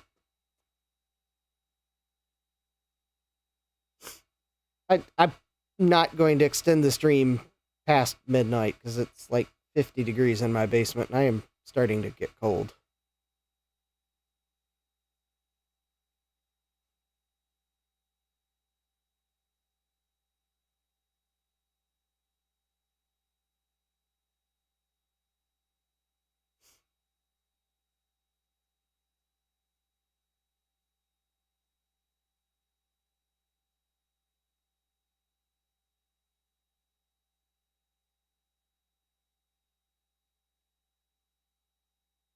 No snow out this way. No, this machine does not have an MCA slot. It's a Pentium system. Jack says, it's unfortunate that you're cold considering you're, 8 feet from the furnace? Yeah, that furnace doesn't have any vents down in the basement.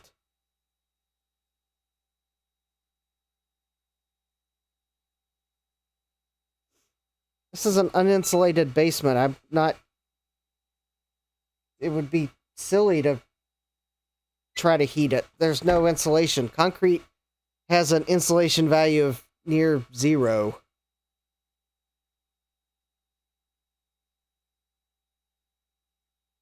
Steve says, my furnace also doesn't have any vents. Gotta fix that one of these days.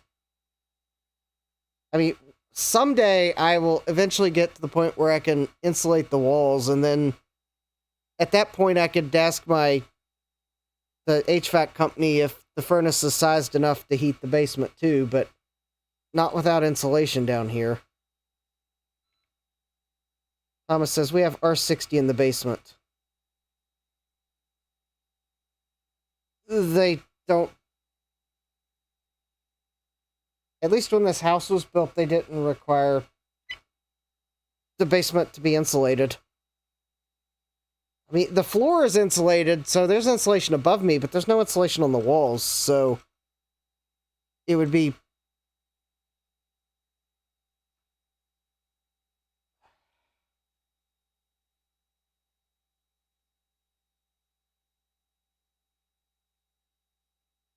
I'm only doing this just to see if it'll even work, but I don't think it's going to work because there's nothing to set the sound card for.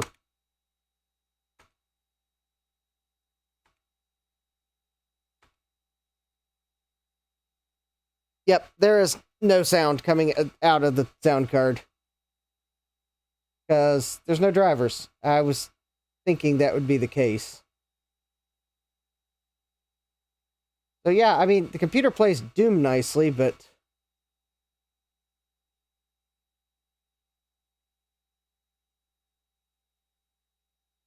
Alright, let me see. I was looking to see if maybe DOS Days or Phil's Computer Lab had DOS drivers for this card. DOS Days doesn't seem to have any drivers for this card.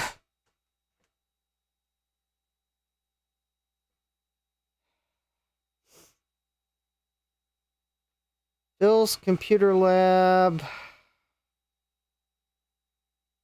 Oh, I don't know that Phil's Computer Lab has any... Okay, and they don't have ESS sound card drivers either, so...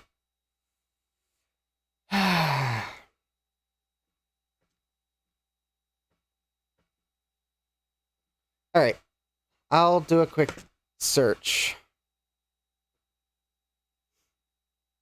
Oh, wait a minute. Okay, how did I not find that on Phil's Computer Lab? Because I just found Phil's Computer Lab does have DOS drivers.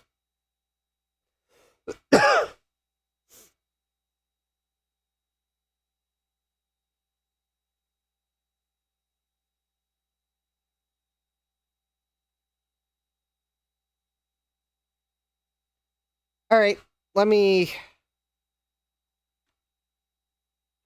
Okay, let me copy...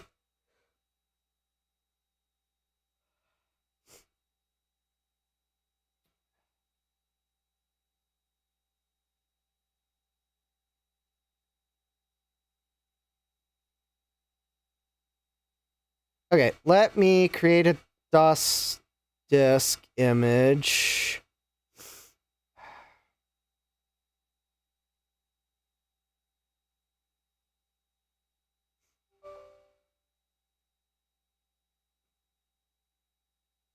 Alright, new image. Alright, let me take these files I just downloaded.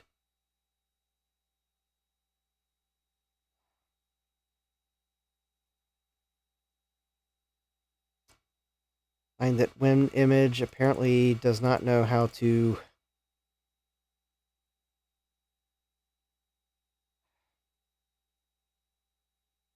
Alright, inject a folder. Apparently WinImage has forgotten how to drag and drop. That is highly annoying. Hold on. Alright. There we go. Alright, let me save the image.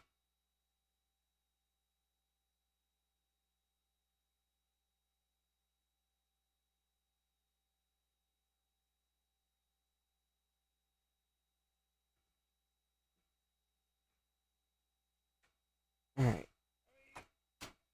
Copy it to my thumb drive.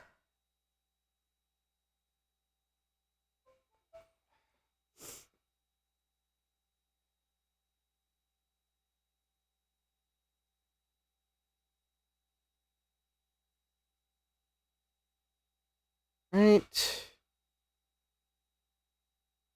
Let me eject it.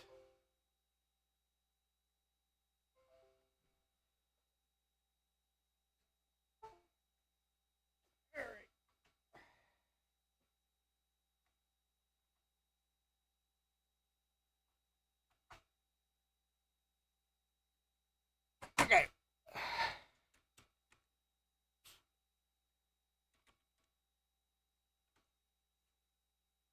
Okay, so I'm...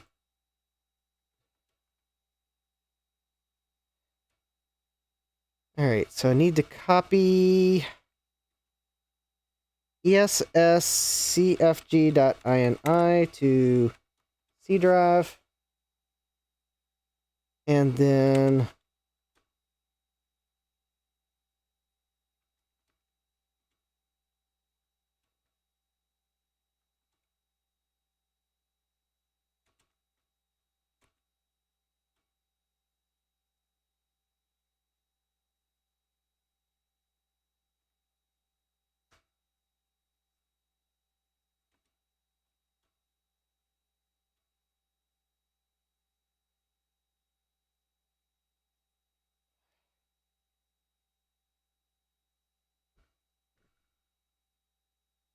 What in the world? Why is there a... Oh, okay. We're fine. That's a probably mistake in the zip file that Phil posted. Okay, so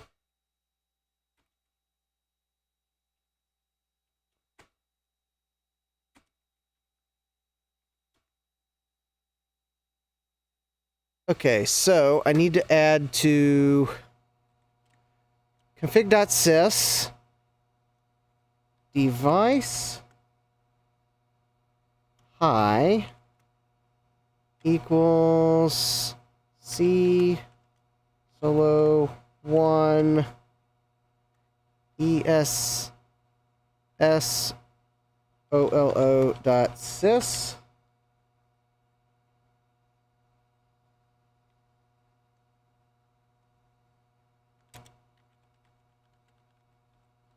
And then autoexec bat. Alright, we're gonna fix that. I don't like that. Alright. And I don't need it to start DOS shell. Alright. So I need to load high C solo 1 solo.com set blaster equals A220 D1 I5T4 C solo 1 ESS vol .exe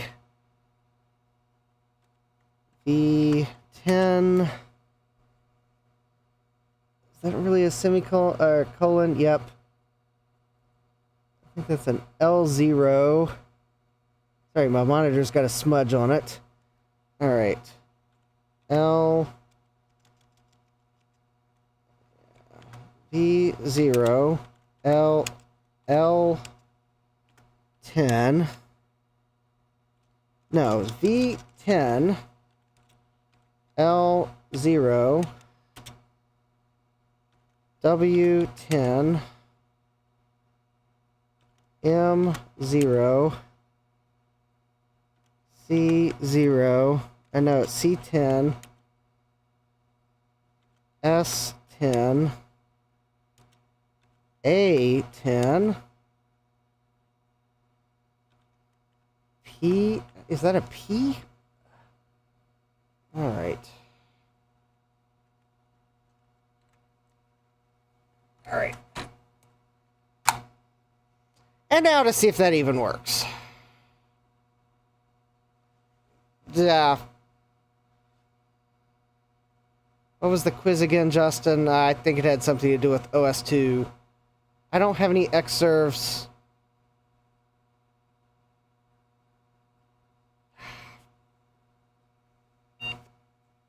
So I can't use an Xserve to keep warm. I gotta move some stuff where I can use space heaters, so... Oh. Cannot find the audio drive. Well, that's interesting.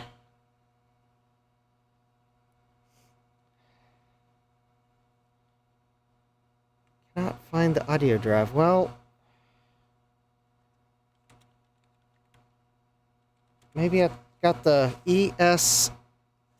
Okay, so it's essolo.com, essolo.sys, essvol.exe.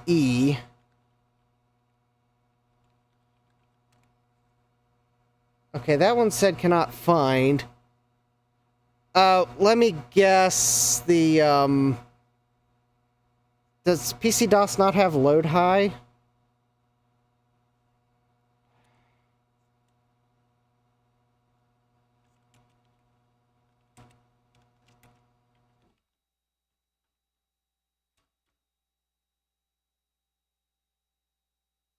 Oh, nope, there's my problem.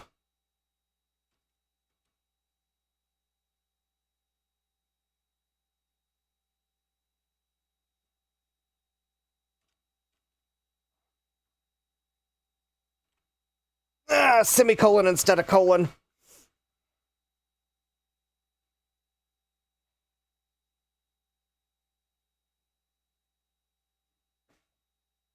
No, I could probably turn that heater on if it's plugged in. I don't know if it's still plugged in, though.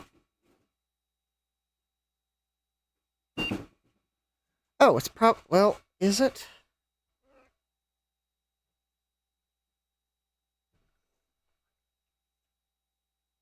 Oh.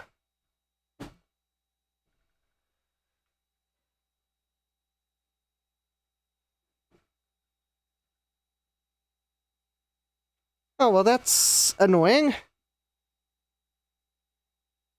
Please use Windows Software Applet to enable Sound Blaster, MPU 401, and GamePort for real Windows DOS. Did you just hear a printer? No, I just turned on a space heater.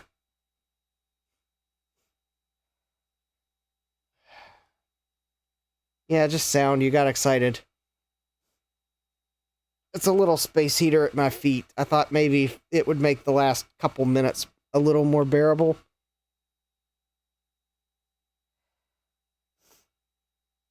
Yeah, can't find the audio drive, which might mean these drivers are for the wrong card.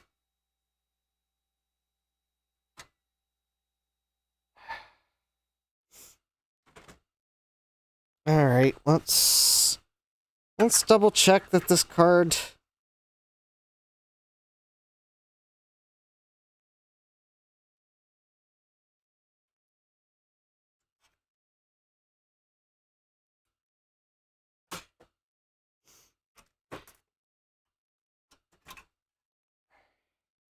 So it isn't ESS Solo 1. ES 1938S, yep.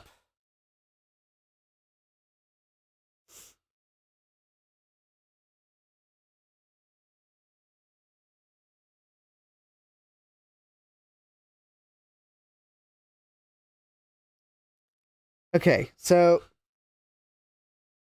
the instructions for installing this said place essconfig.ini in root directory C drive. Other files go into a subdirectory Solo 1. If the Sound Blaster interrupt is other than 5, oh. Maybe I need to put this in the other PCI slot. Maybe it's a slot interrupt number issue.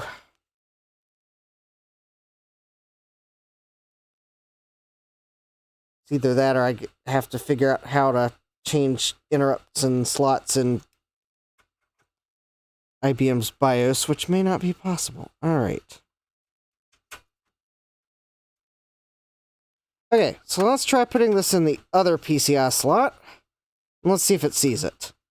Because it looks like I did install it per the directions.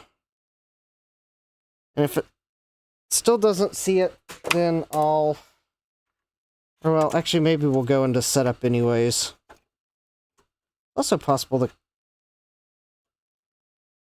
Oh. One moment, please, while I see that when I put the bracket back on, I put it on wrong.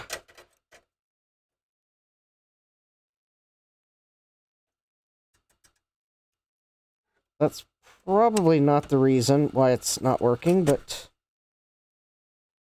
probably certainly wasn't helping either.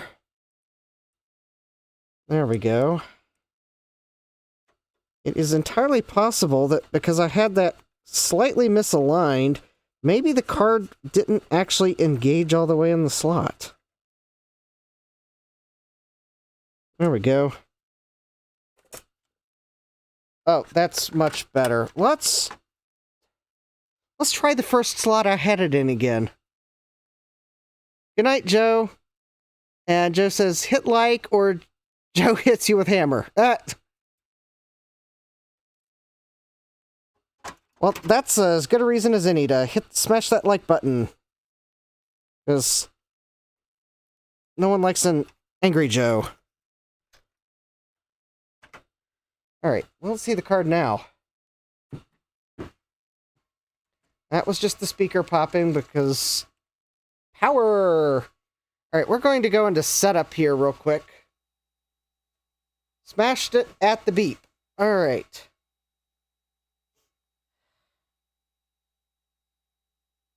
Okay, my little space heater has made it a little more palatable, so I'll go a few minutes over.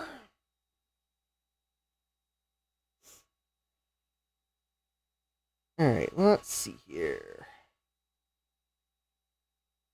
Devices and I/O ports, that's not where it would be. Advanced setup. PCI control? Nope, that's not going to be it.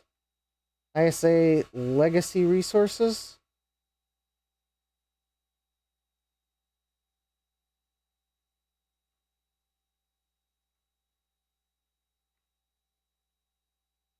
Okay, that's...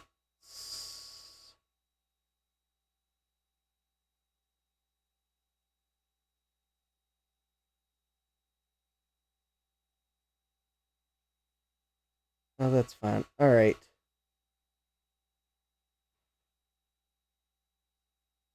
Okay. Let's go back into DOS and we'll see what it says. And if this doesn't work, I'll put it in the other PCI slot. And if that doesn't work, we'll have to call it a night, because I'll probably have to try this card on another computer to troubleshoot it. Which might mean I move the XT stream to next week. And we continue on this computer Thursday. Because Thursday, I will be starting at 9:30 p.m. And it did not find the card. Alright, let's move it to the other slot.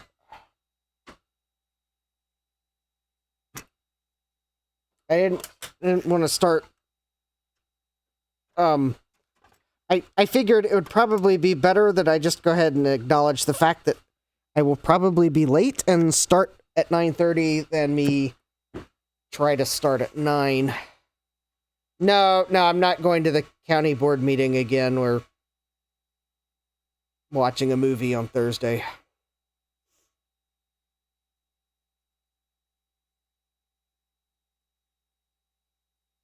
So I'll be out just a little bit later than usual.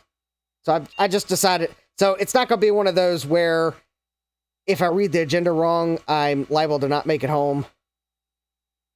Okay, it is really not seeing this sound card. It cannot find the audio drive.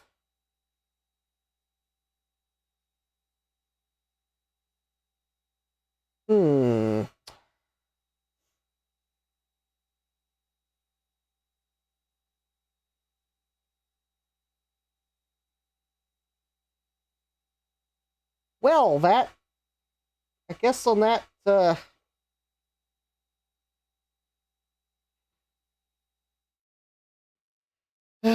guess on that note, that I don't know, Jeremy. The sound card does not require external power, so there are 2 PCI slots. I have tried both.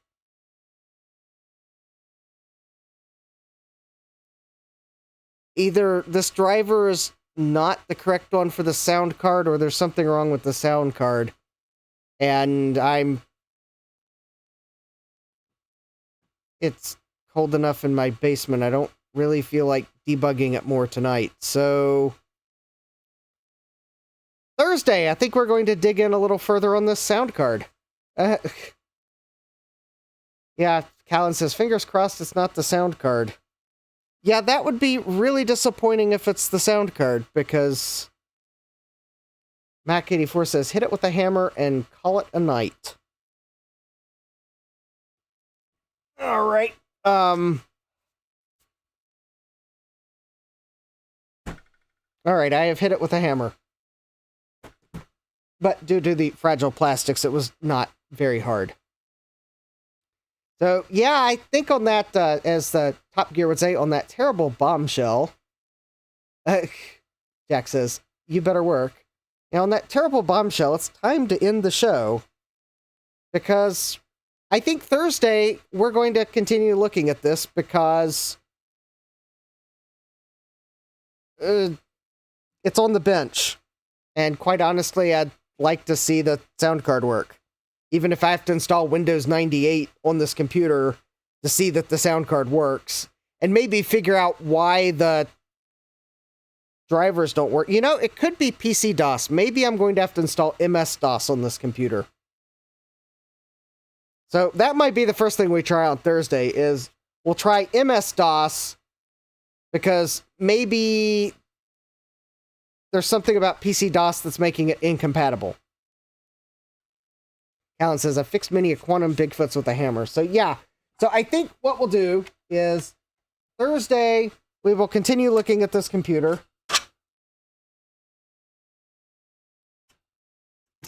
We'll try to get the sound card working in DOS. We'll probably try MS-DOS and the drivers from Phil's Computer Labs site. I'm just putting this card back in the original slot I tried. And I'm going to put the screws in so I don't accidentally knock them on the floor. Too late. I just dropped one on the floor. Jack says, I was trying to get a quick difference between what the difference is between MS-DOS and PC-DOS are, but Wikipedia was less than helpful. I mean, I know PC-DOS is related to MS-DOS because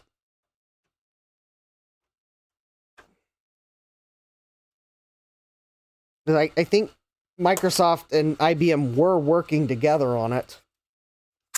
But IBM has a bunch of different command names than MS-DOS. And there may be some under-the-hood differences that I could see might make a PCI sound card driver not work. Like, for example, there could be a significant enough difference with the extended memory manager in PC-DOS. Yeah, Jack says, I think it's funny that Microsoft developed PC-DOS for IBM. Yeah. I think it goes to that whole licensing thing where Microsoft licensed DOS to IBM, and quite honestly, IBM I don't think was really enthused about writing their own DOS, even when they wanted to separate from Microsoft. So, anyways, alright, so we will start on Thursday. We'll probably try MS-DOS. We'll see if the Phil's Computer Lab drivers work with MS-DOS. And then, yeah, Callan says exclusivity, yeah. To be charitable, IBM was working on OS2. Yes, that is true. Although, I think Microsoft was working with IBM on OS2 as well at some point. I think, yeah, which also seems weird, because that seems like something Microsoft wouldn't want to do, but then again, before Windows became popular, Microsoft could have thought that, oh, this is a gamble that may not pay off, so we might as well at least work with IBM too. But anyways, we'll start with we'll install MS-DOS first. Oh, Gutpalm says not at this point. Okay. So we'll start with MS-DOS. Maybe those drivers don't work with PC-DOS. And if that doesn't work, we'll see if we can't find a Windows. Maybe I don't need to install Windows 98 fresh.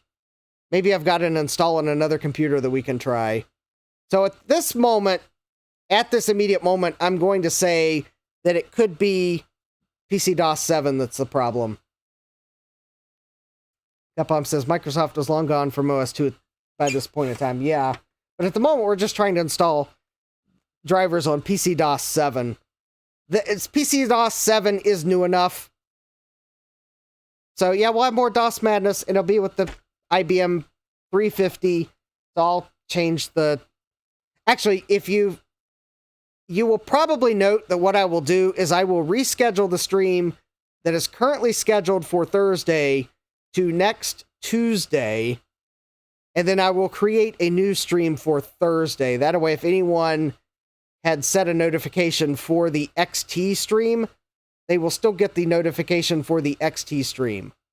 But I'll go schedule a new stream for Thursday for the IBM PC 350. It'll probably be in the morning, though.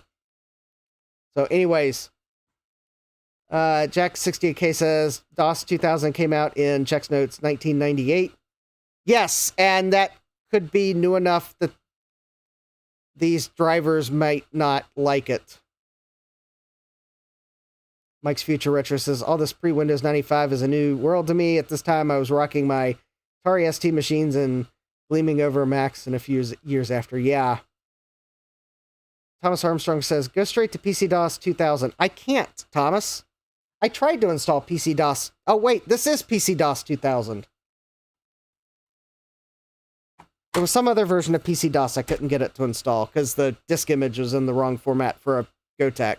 This is PC-DOS 2000. So, I can't go to a version I'm already trying. Well, Jack, it is PC-DOS 7.0, but that is PC-DOS 2000, as far as I know. In fact, actually, it technically, it's PC-DOS 7 release 1 or something like that. As far as I can tell, because when I installed it, it is PC-DOS. Yeah, according to WinWorld PC, PC-DOS 2000 is a minor update to PC-DOS 7 that fixes Y2K bugs. It is marketed as PC-DOS 2000, but it reports itself as IBM PC-DOS 7 Revision 1. So yeah, I was trying PC-DOS 2000. Yeah, Jack says 7.0 equals 2000, got it, lol, of course, yeah. DOS 4, PC, yeah, I don't know, we got version confusion number. Anyways, this is where I'm going to draw the stream to a close. My feet are warm now because of my little space heater that's at my feet, but my knees are not. And so I'm quickly getting to the point where I need to go somewhere warmer in the house. So anyways, I'm glad y'all hung out with me tonight. Thanks for being cool in the chat, commenting, whatnot. Don't forget to smash that like button, subscribe, and turn on notifications so you don't miss when I go live next. Thursday, we'll be back on this computer because I want to see the sound card work or know that I need to find another sound card. Because there is still another one of these sound cards on eBay that's the actual IBM card, although I probably won't buy it. If this goes bust, I'll just pick another sound card. And, yeah. Guess with that, have a great rest of your day. Take care, and God bless. Computerized Start is brought to you by my awesome patrons on Patreon. And by your tips and memberships on Ko-fi. These and other channel supporters make my live streams possible. You too can become a channel supporter with tiers starting at just $1. Don't forget to smash that like button. And if you've liked what you've seen, subscribe and turn on notifications so that you don't miss the next video or live stream. And as always, thank you for all your support. I hope to see you next time. And until then, take care.